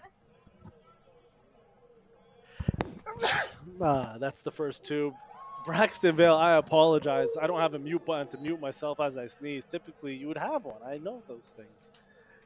Braxton Vale leading things off. He is the Brewski's Beer Batter. If he does not make it to first, beer goes on sale once again. It's already been on sale twice. And on a Toonie Tuesday, where hot dogs are cheap, a nice cold brewski. 2 for $10, $2 hot dogs. Like, you're telling me I can get 2 beers and 2 hot dogs for $14? What other ballpark can do that? I really don't think anywhere else. I know the ballpark when we went to watch the Edmonton Riverhawks this last weekend can't do that. Of course, it was also pouring rain. And speaking of the Riverhawks, big shout out to former Giant, the big buck from down under, Max Stagg, playing for the Riverhawks. That one fouled by Vale. Yeah, in the game that we went and watched, I looked like a drowned rat by the end of it, but Max Stagg driving home the only 2 runs of the game as they defeated the #1 team in their division, Wenatchee Apple Sox. Beautiful, beautiful ballpark down in Edmonton. Beautiful ballpark here in Fort McMurray. Legacy Dodge Field, one of the best in the league. And that one fouled back as Vale once again stays alive in another at-bat. This was very similar to his last one where 3, 4, 5 fouls in a row to try to crush the hopes of the Giants faithful of cheap beer once again. And really, as you mentioned, where the tread on Taft's arm with the commander-in-chief of the mound. Drop third strike. And there you have it. For the 3rd straight time, the designated hitter Vale can't get on first. 2 for 10 beer for the fans. Taft with another strikeout to his name. That is number 6. Folks, POTUS has landed. I was wondering how long it was going to take for you to use that one there. A lot longer than I had. You mentioned, though, I mean, the concerns made about the wear and tear on the arm of Taft right now, and there is some activity going on in the Giants bullpen as Cameron Moore is the one warming up right now. We saw the last time that Taft started a game here at home, he went 6 innings in that contest. He's in his 6th inning right now. Can he find a way of getting through it and matching those numbers? And just needs to get through 2 outs. 2 more outs, wraps up those 6 innings. Another solid performance by the Giants. That's something we said in their last homestand, that they need to start finding those pitchers that will go deep into the games to relieve the bullpen a little bit. Because early in the season, pitchers were going 2, 3 innings and you're swapping it out. You were going through the bullpen like I was going through a can of Pringles. Well, and you were listening to a couple of the conversations I would have with manager Ray Brown, and that was one thing that kept being preached over and over and over was the pitching and reducing those errors on defense. That was the biggest thing that was plaguing them, and now you're starting to see a little bit of consistency. It could still take another couple of gears forward in that consistency, but it's come a long ways from where they were the first weekend of the year. That indeed. Taft still showing strength and velocity in that arm with an 89-mile-per-hour fastball outside the strike zone. He was in a little bit of control with that fatigue, and that one popped up. Communication and in foul territory, but no threat as the Giants, by way of Martin, get out number 2 to the delight of Taft, as he is about to face off Adair. Don't mind me. I got to put the sunglasses on. The reflection of the sun off of the 57's yes. dugout is just blinding right now. I believe there's a song about that. Blinding dugouts? Blinded by the light. Oh, I thought, well, we're talking about dugouts and baseball and the old-time rock and roll and what is it? I really can't see our scoreboard anymore either. It's a 2-0 count now. 2-0 count, 2 outs. Nobody on base. Does that help? Oh, yeah, put that right in my line of sight. Yeah, but I'm putting it to block the reflection. That's what I'm trying to do. I forgot my glasses. For those of you who don't know, our press box faces the sun. As it should. Get that vitamin D. 3-0 count now.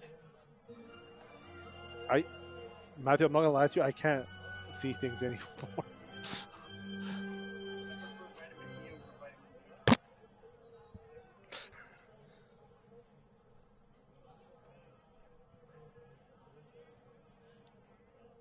Taft Adair. 4 straight balls for the walk. First walk of the game.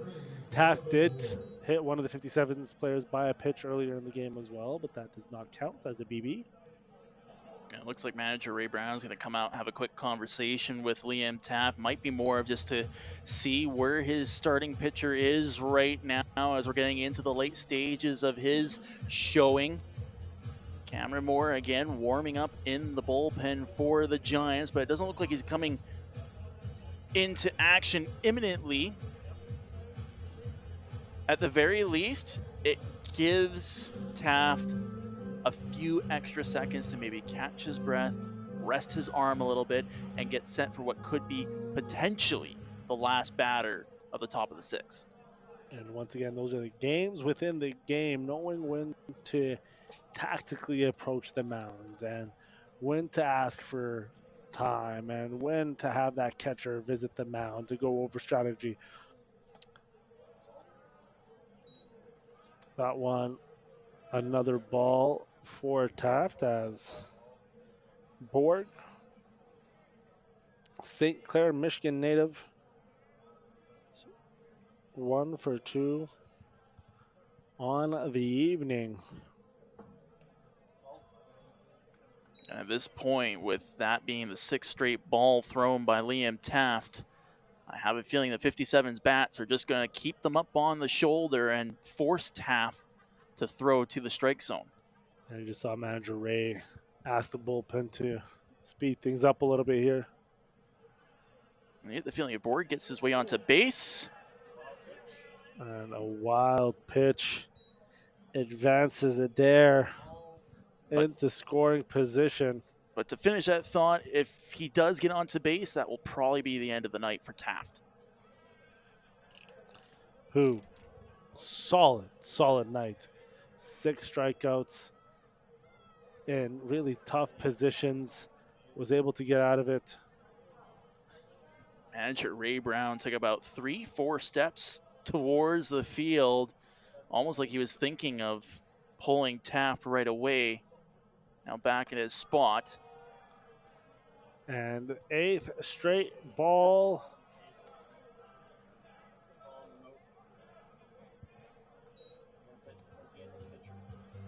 You know what? There might be more to this than Taft tiring. He's shaking his hand, his throwing hand, quite a bit. Either way, his night will be done, and he'll be hoping that Cameron Moore can find a way to ensure that the 57s don't find another way onto the scoreboard.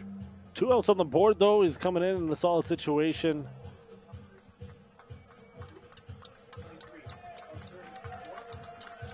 And a great showing by Liam Taft. Much appreciation by the Giants faithful for the Commander-in-Chief, El Presidente, Liam Taft. And more, once again, in a tough situation. There's 2 runners on, right? Giants are up by 2, but there's 2 outs on the board as well. And that's just it. You cannot focus on the 2 runners. You have the 2 outs on the board.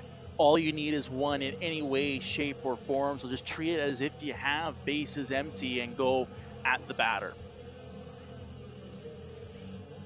Cameron Moore, this will be his 5th game of the year, plays with the University of British Columbia Thunderbirds. Last outing, same time as Taft, was on June 18th against Okotoks. He went a little longer, though, 2.2 innings pitched. No strikeouts, 4 hits, 2 walks, 3 runs against in that contest.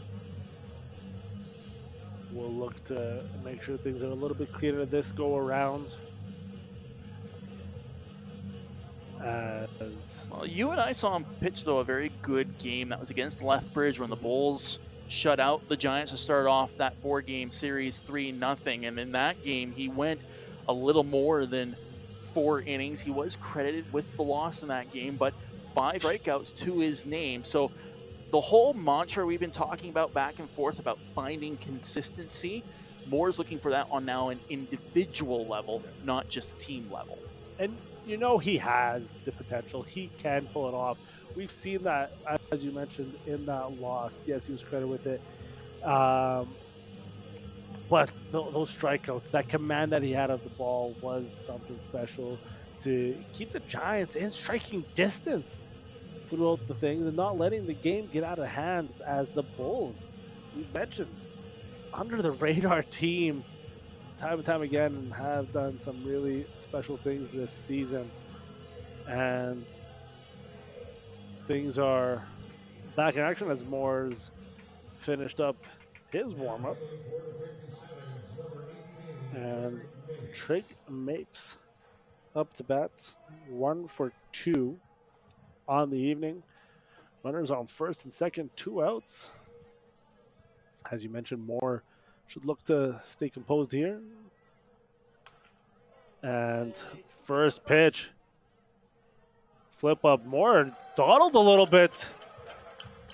A little scary, but gets the job done off of that first pitch to get out number 3. The Giants get out of a sticky situation once again. Back-to-back walks by Taft after a solid 6 2/3 innings. And Moore comes in and he cleans it up. 2 left on. Giants still up 4-2. We'll be right back.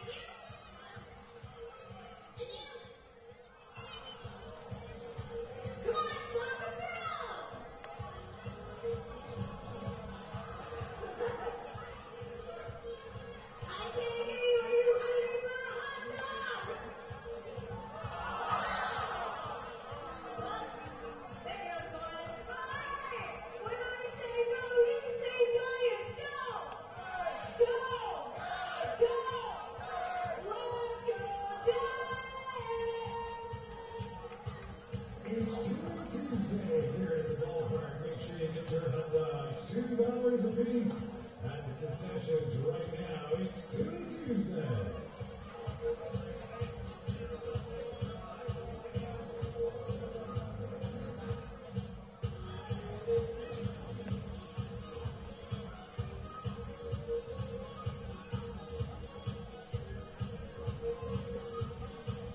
Here's number 28, Elijah Volleyball.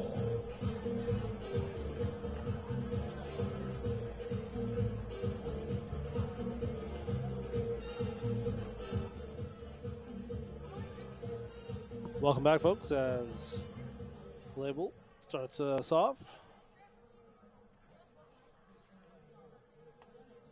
Court still in the game. Also, a solid performance by him. We saw him shake his hand a little bit there as well, and I don't think we've really seen anybody approach the bullpen for the 57s either right now. No, it's been silent all night so far, and that's more of the 57s just relying on their starter, who's looking like their ace. Hasn't slowed down. He did play in 7 innings his last outing and could easily go that far once again. And I'm just going to ask this very loudly so the people on the right, what's the pitch count for Court? 73. They read my mind. They had that ready, loaded. 73 pitches for Court.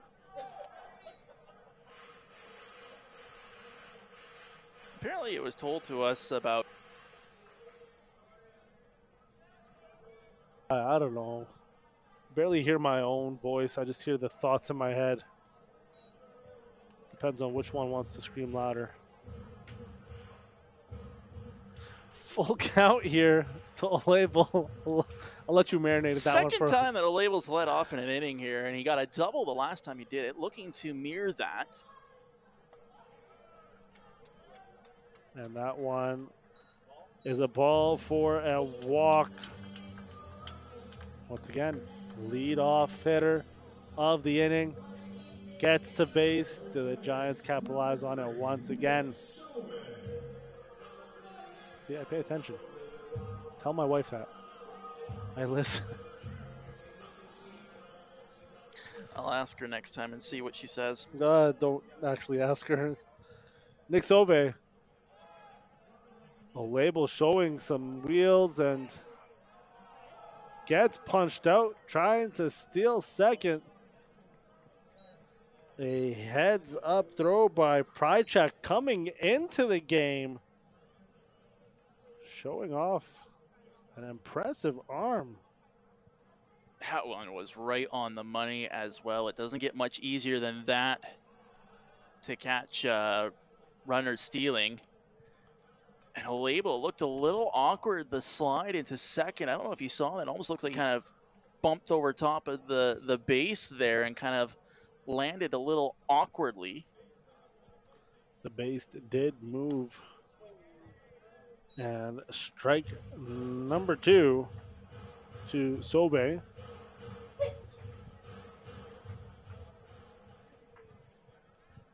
Sauve, the Calgary, Alberta native, 0 for 1, but walked his first at bat. That is a very delayed call by the first base umpire. That's a tough break. That is a tough break. And Sauve with a couple of words across the diamond as well. I mean, it looked like he checked his swing, and on appeal they said otherwise. And because it was a drop strike, the tag by catcher. That one popped up to foul territory. By the catcher Prychek there. Yeah, that just makes for a tough out. Harwood 0 for 2 on the game, struck out once. Drives that one, can't get it past the second baseman, and Cordy. 3 quick outs there to wrap up the, what are we at? Bottom of the 6th, going into the top of the 7th. I'm losing track of things and my mind. Giants still up by 2, 4-2. We'll be right back.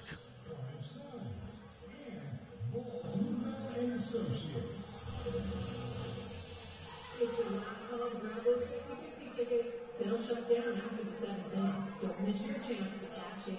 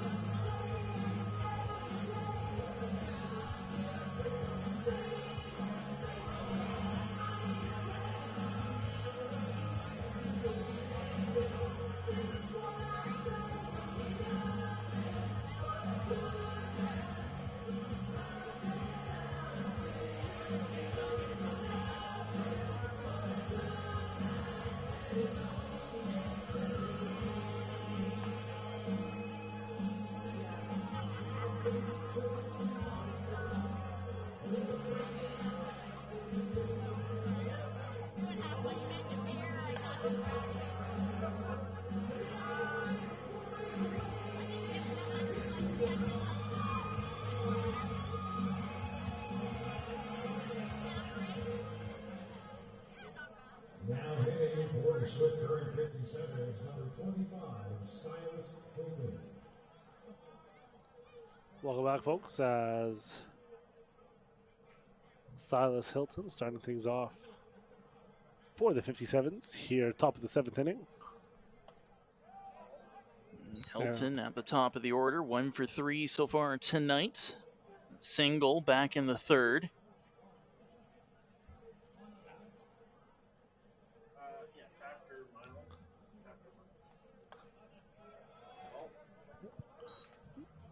Ball thrown by Moore there.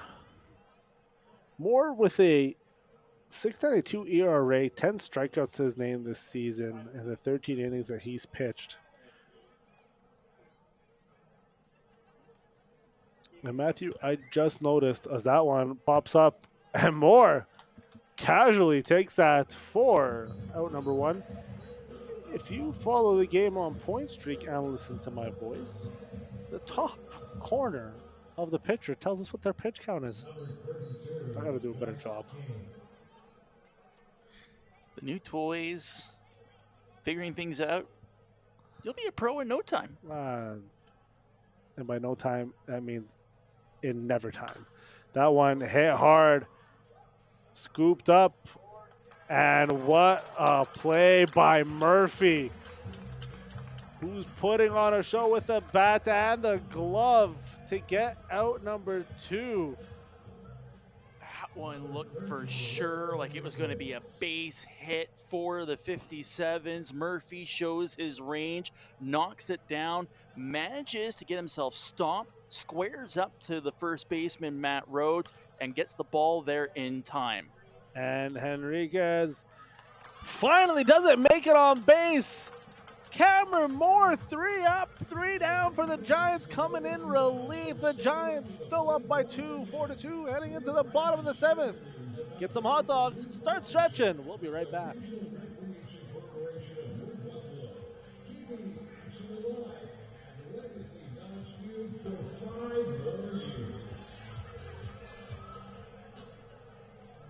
Alright, folks, it's time for YMCA.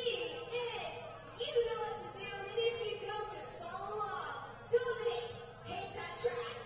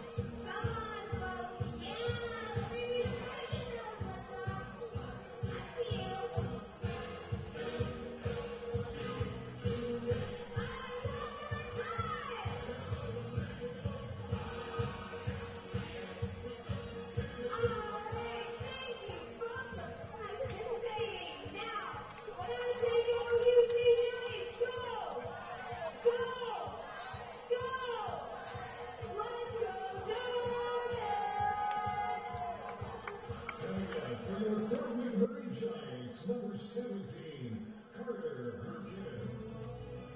Back, folks. Carter Hurricane starting things off for the Giants. 0 for 2 on the night, struck out once. Yeah, and Matthew, there's some movement in the bullpens here. I Your was gonna eyesight's say, better than mine. You're taking the words out of my mouth here, but you are correct. Both bullpens are active right now. KJ Jones in the pen for the Giants. And right now for Swift Current, it's Chase Cummings who is in the bullpen. I have the feeling that Cordy will probably try to stretch himself through the entire 7th inning here like he did in his last outing. And Swift Current just getting prepared for shifting gears away from their starter, who's been terrific tonight despite giving up the 4 runs. And those runs just came by way of great hitting, timely hitting by the Giants. No knocks on Cordy as another timely hit. Great defense by the 57s. Wow.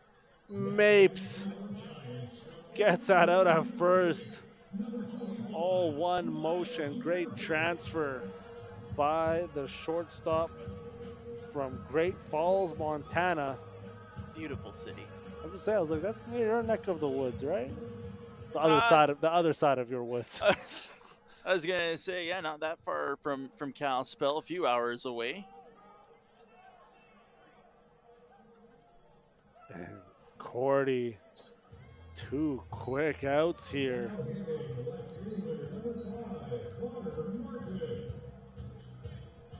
That's Connor Martin.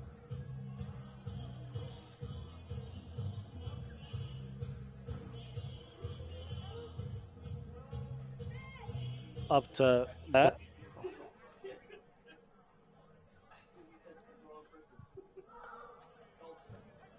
Strike 1 to Martin. And before Martin, Murphy fouls into, or popped it up into foul territory and was tracked down by Kane. Sorry. That one. Strike number 2. What an inning for Cordy here. If it goes quick 3 up, 3 down to extend his start here. And couple it with what we saw at the top of the 7th, it might be the fastest inning of the season of WCBL.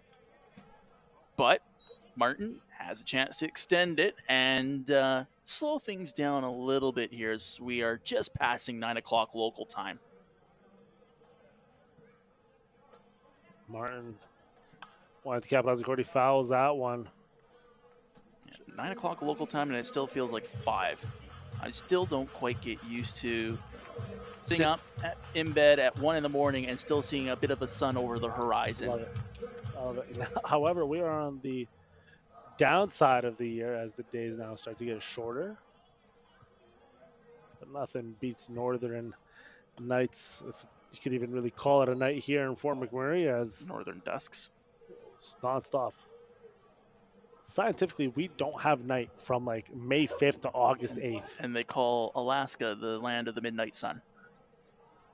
Good. I did not say that. They can't charge me for copyright infringement or trademark infringement. As another ball, full count to Martin, getting back into all this.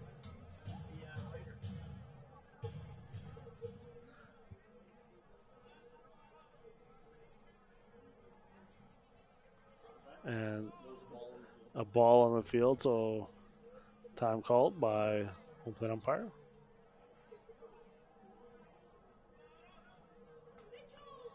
And Cordy throws ball number 4, walks Martin, and top of the lineup coming in for the Giants.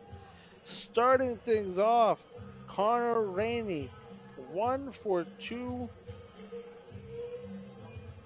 Sorry, 0 for 3, 1 run. Things just got corrected. 0 for 2. Tell you what, I'll take a look at my notes here. You know what? I'll go with It that. is 0 for 2. The only time he got on base was the catcher's interference that led to the injury to Luis Aea. That's why. And then he came home. I was looking at the run column instead of the hit column. Failed pickoff attempt by Cordy. And the 57s have somebody in the bullpen, but not warming up, just standing, watching the performance of Cordy with 2 outs on the board. I have a feeling already went through the warm-up process, is ready to come into the action, and that may only happen in this 7th inning if Connor Rainey ends up on base. And another strike. Cordy still finding that sweet spot with those changeups.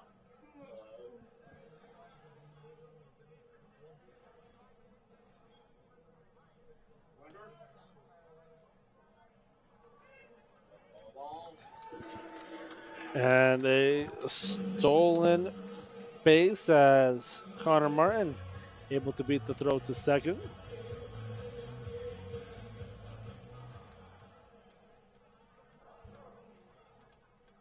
Runner Runner on scoring position.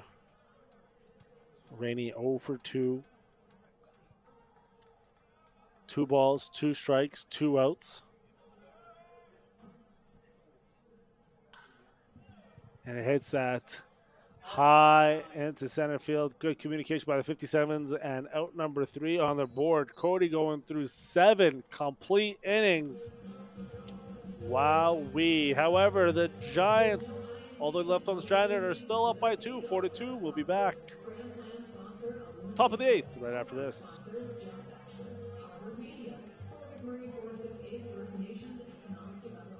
True North Automotive and Construction and General Workers, Union Local 92.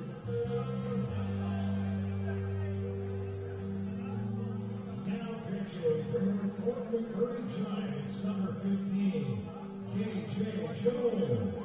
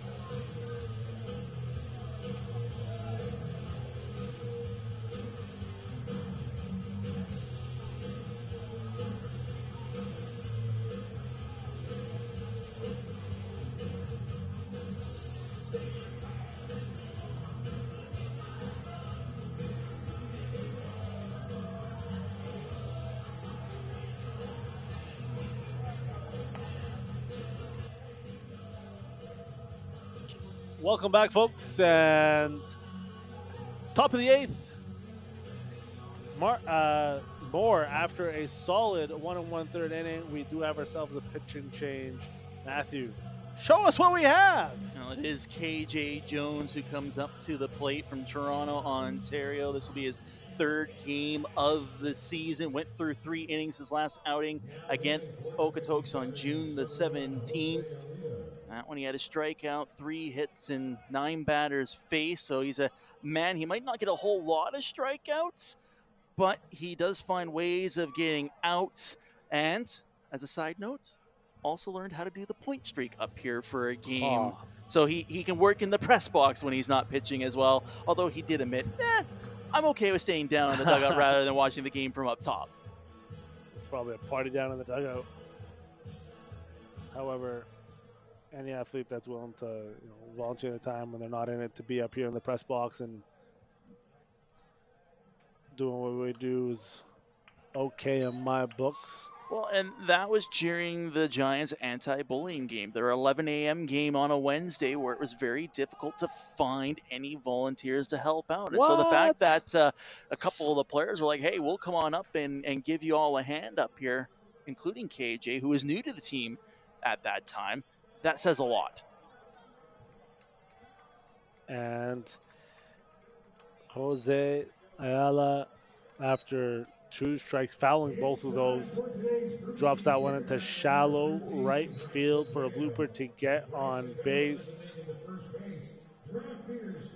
That was one. It was almost like he wasn't overly confident swinging at the pitch, but he went and did so. And I just took a peek down at manager Ray Brown, and he just told the bullpen to speed up the warm-up process yet again. Wow. I don't know. That just seems very, very early to ask a pitcher to start speeding things up in the bullpen. And it's certain things where, how does that affect KJ Jones? Where on the mound you see your coach asking people to speed up your replacement.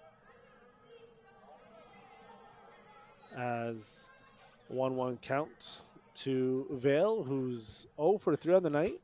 I guess my point of view, and I'll ask you this, Sobe, as well as the fans back at home, is this not a development league? Yeah. It's collegiate summer baseball, but is it not a development league? Shouldn't you be able to give these guys a chance to perform in Yes. different situations?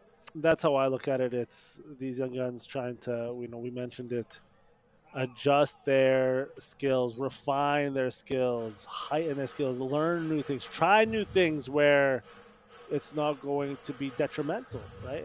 Listen, here you're having fun. It's, collegiate summer ball. You don't have a scholarship on the line or anything like that. You come out, you enjoy a new community, you enjoy being around new people, you see different types of athletes, different types of peoples. And KJ Jones right now has Braxton Vale fighting once again with the fouls. But in my opinion, it's yes, let the boys play. And it's tough because there is money that goes into it. It's not a, free run league.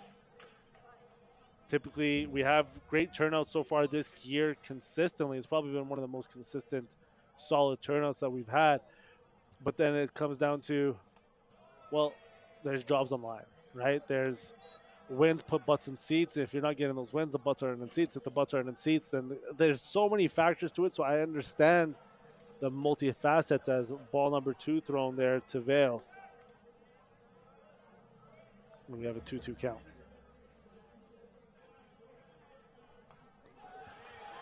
KJ Jones gets the punch out for the 4th time tonight.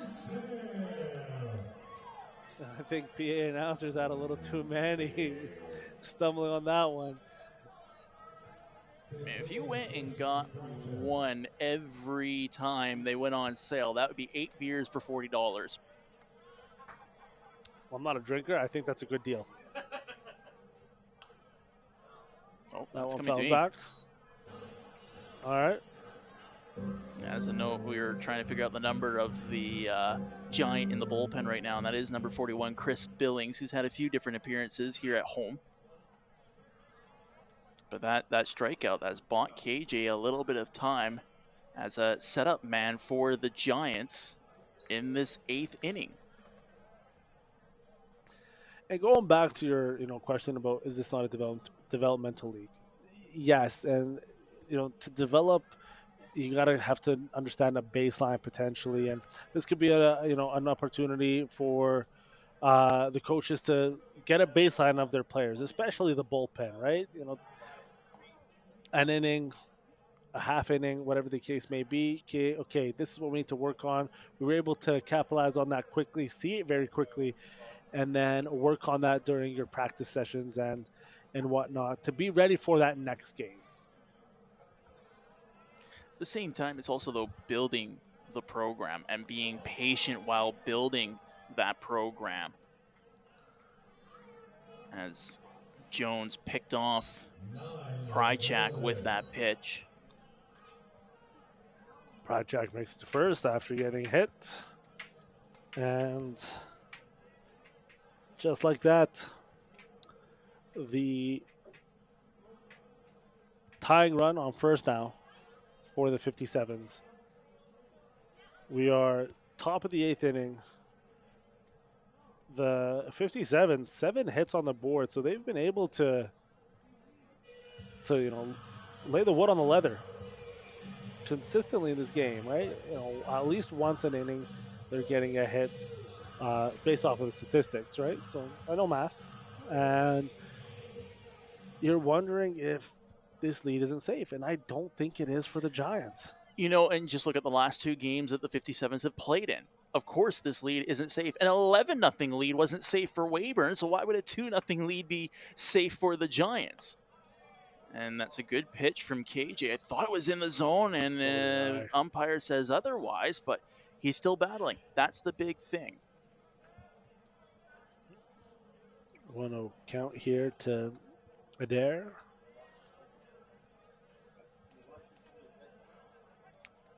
And that one finds the sweet spot.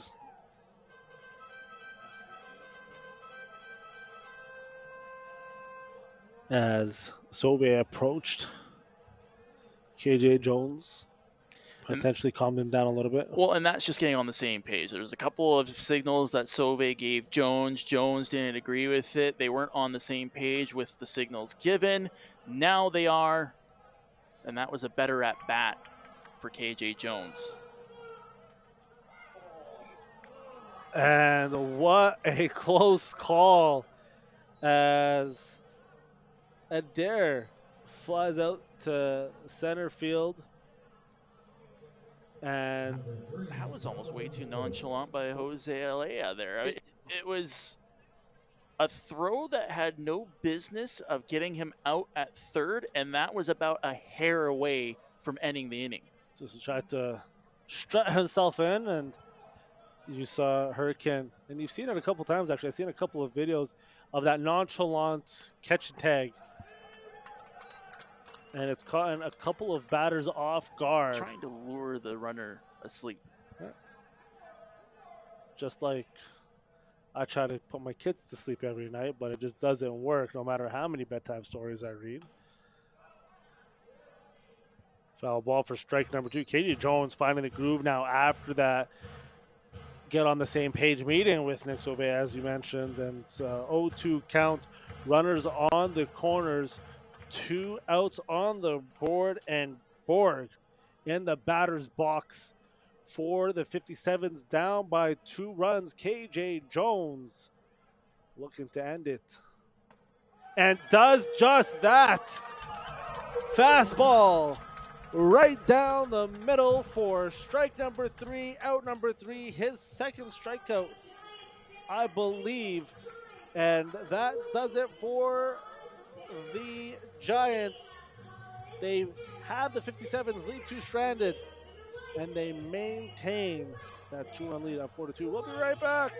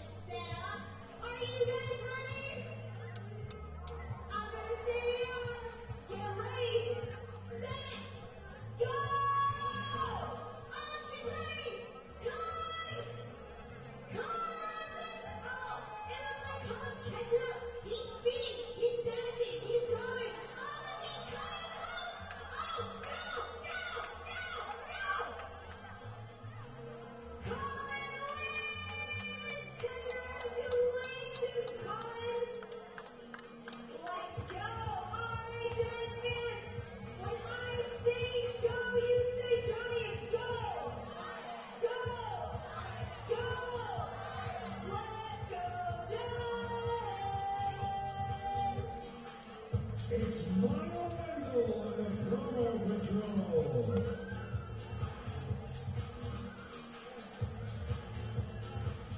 Now coming to the plate, number 9, Darcy Berry.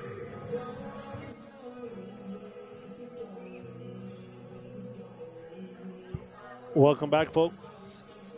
Leading things off here is Adelaide, Australia native Darcy Berry, as we try to find a nickname for him. I creeped his Instagram a little bit. Oh, no. He has the magician set up as that. You know what? And there have been times defensively he's been an absolute magician with that ball and getting it to first base for the outs. Indeed, today it has been special. And a little bit of magic his last at-bat, with it being a double. He's 1 for 3 so far this evening. Same pitcher for Swift Current. Adam Corey out there now to start the 8th inning. Phenomenal.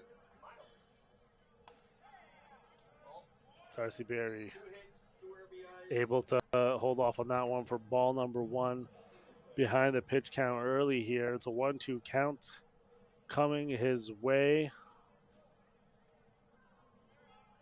But what a night for Cordy here, as that one breaks just inside for ball number 2.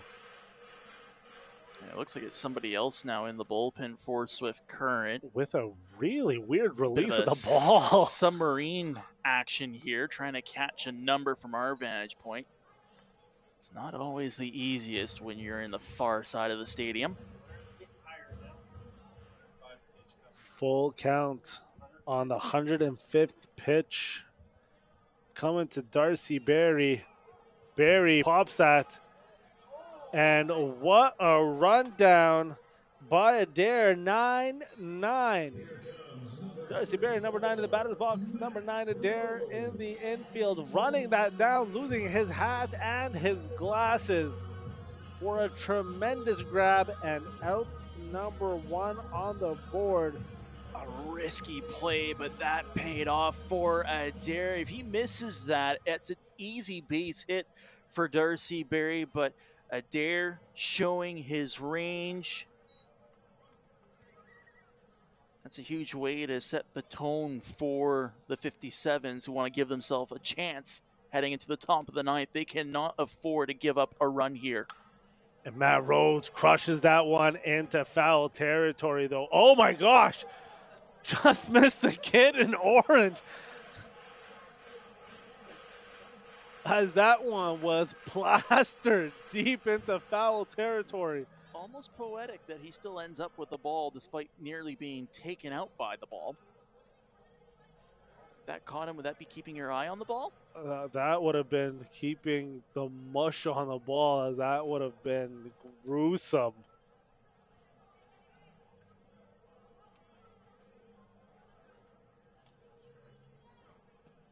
And Cordy,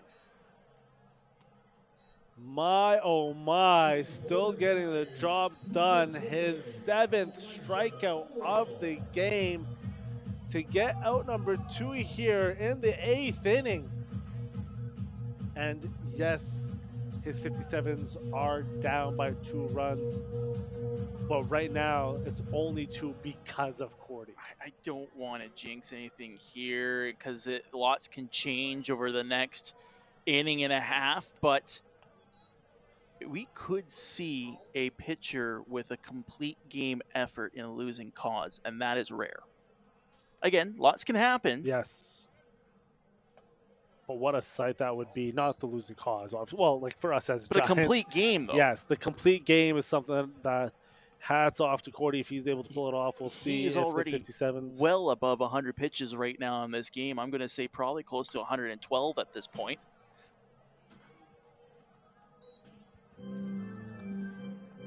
But he's just getting the Giants chasing this ball, and they can't connect on it. As he's looking for a 3rd straight shutout inning. I'll put it this way. No hits since the 5th inning from the Giants. There you go. They've been on base a couple times due to walks, but they haven't managed to find a hit on Cordy since the 5th. And he's really locked in, and you can tell that so deep in the game. Bottom of the 8th inning. And 2 outs on the board, a 2-2 count. Coming up. And the Giants alongside will label keep fighting.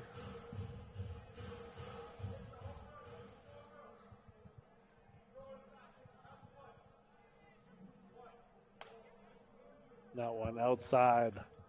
The label not falling for that one. Full count. Again, Giants would love to be able to get another run, had a little more insurance in this game because the 57s are more than capable offensively. And there's the first hit since the 5th. Olable up the middle to shallow center field.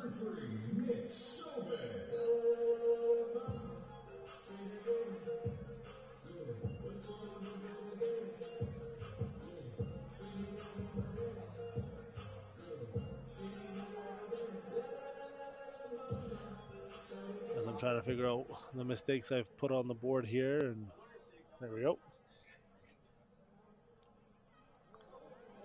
And hit by pitch to now get runners on.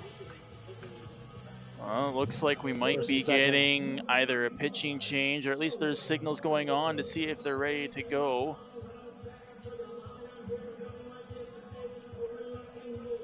117 pitches. It's phenomenal. Boy.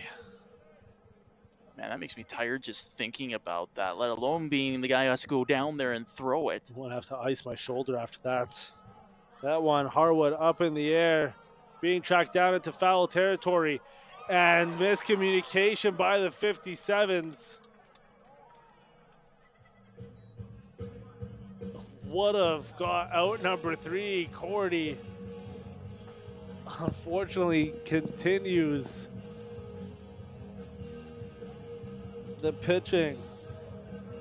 And Harwood, a slight sigh of relief as he gets to continue his at-bat. Again, insurance would be huge for the Giants here. And keep in mind, this is Harwood's first game back in a while, almost an entire month.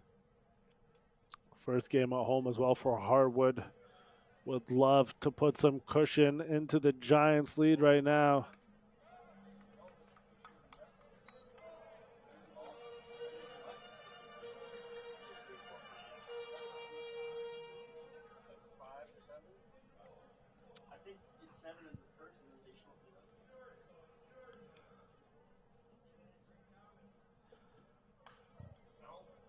Harwood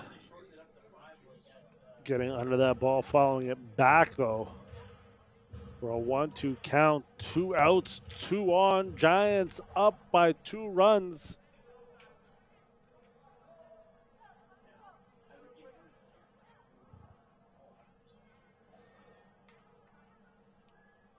Manager Rudy Estrella at the top of the stairs of the dugout. This will be the last batter that Cordy will face one way or the other. I can almost but guarantee it.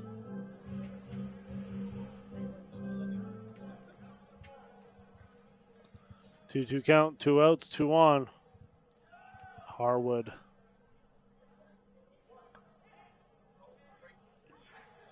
Gets struck out. Cordy, what an impressive inning to get out of that one after hitting one of the batters.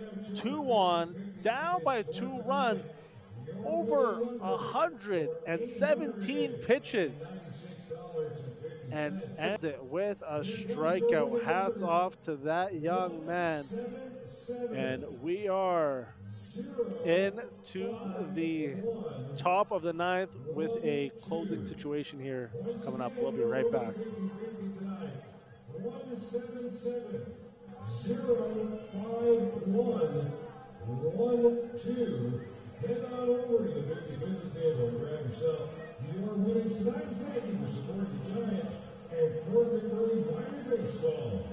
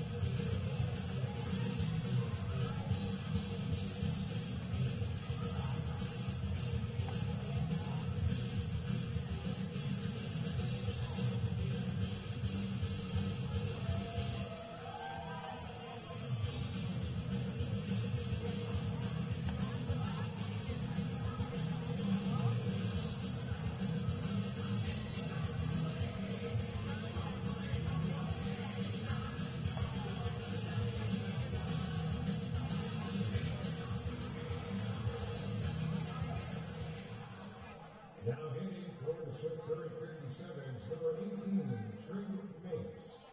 Welcome back, top of the 9th. This could be it, folks. Matthew, we have KJ Jones still in the game. I don't know if he'd be considered the closer right now. I would say Right he's now, in a safe yes, situation. he's in a safe situation, but typically you'll see that closer come in and right off the bat gets strike number 1 on the board. There's still some activity in the Giants bullpen as that one blows past Sauvé for ball number 1.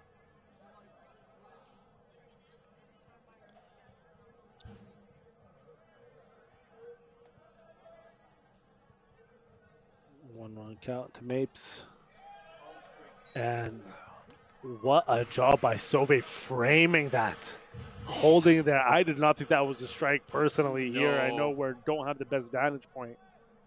You're not the only one. Trig Mapes thought that was outside of the plate there and turned his head in a little bit of are you kidding me motion to the umpire. Stays alive with that foul ball. This first batter is huge. Whether you get him on base to give yourself a chance or you're facing one out with nobody on, this could really determine the outcome of this 9th inning. And a swing and a miss. KJ Jones, K number 3. And out number 1 here, top of the 9th. So far he's putting the K and KJ. Oof. I wonder if those 2 strikeouts, though, if that gave Ray Brown the confidence to leave him in the game instead of...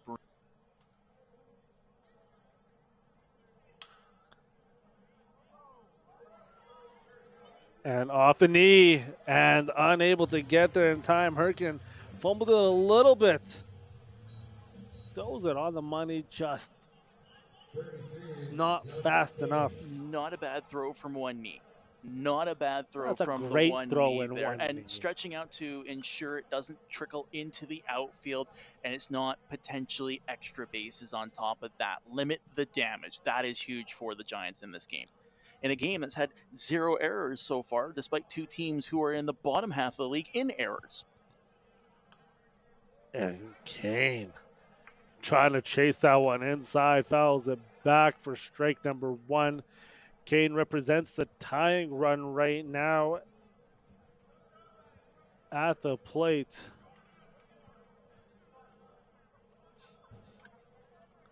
KJ Jones and the Giants would love to wrap this up. That one gets pelted into center field, and an easy pickup by Rainey for out number 2.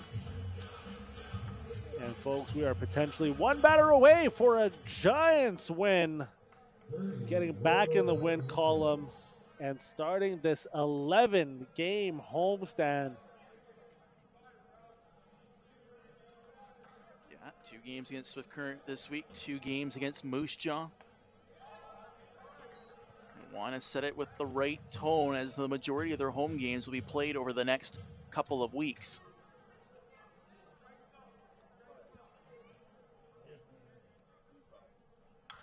That one also hit hard. Rainey tracking it down. And that does it. Giants win. And what an impressive win, as they had to fight a very, very determined and impressive Adam Cordy, who goes 8 full innings, 7 strikeouts, and made the Giants fight for every hit, for every run. And the 57s come up on the short end of the stick because of timely hits by the Giants in the 2nd, the 3rd, and the 5th inning. And maybe the best game of the year that we've seen from Miles Murphy, who started the scoring in the 2nd with his double, couple other hits, couple of solid defensive plays. He's had a few miscues throughout the season, been facing a few errors here and there, but today was the near perfect game from Miles Murphy and deserving player of the game recipient as well. Yes, indeed. The POG awarded to Miles Murphy. And you know what? There's a handful of players that could have gotten that, right? Liam Taft, El Presidente, is one who had a solid performance through 6 2/3, actually, going a little bit further. Darcy Berry with some tremendous magic on the field, being able to have several great throws to first, and then that being the relay man from that deep one all the way from Rainey in center field is another person that could have been nominated and could have won it, and well deserving. Another impressive performance for the Giants. Yes, it's versus a lower end team at the 57s, who are bottom of the East right now, but it's a team who, as you can see, can get hits And the Giants pitching staff and defense came out to protect their 2-run lead that they were able to build in the third inning. The 2-run lead being able to build in the fifth, the lead that they got in the third, and carried that forward for the rest of this game, especially when Cordy, hats off to him. That was one of the most impressive outings I've seen by a pitcher, period. And for the Giants to be able to capitalize on this was genuinely impressive. That was a fun game, partner. It was. Folks, on behalf of everybody at the WCBL and on behalf of everybody at the Giants organization, we want to say we appreciate you for tuning in, for being fans of the game, and for continuously supporting these young athletes pursue their dreams and get better. For Matthew Decker, my name is Sobi Hammett saying see ya, as we have game number 2 versus the 57s tomorrow.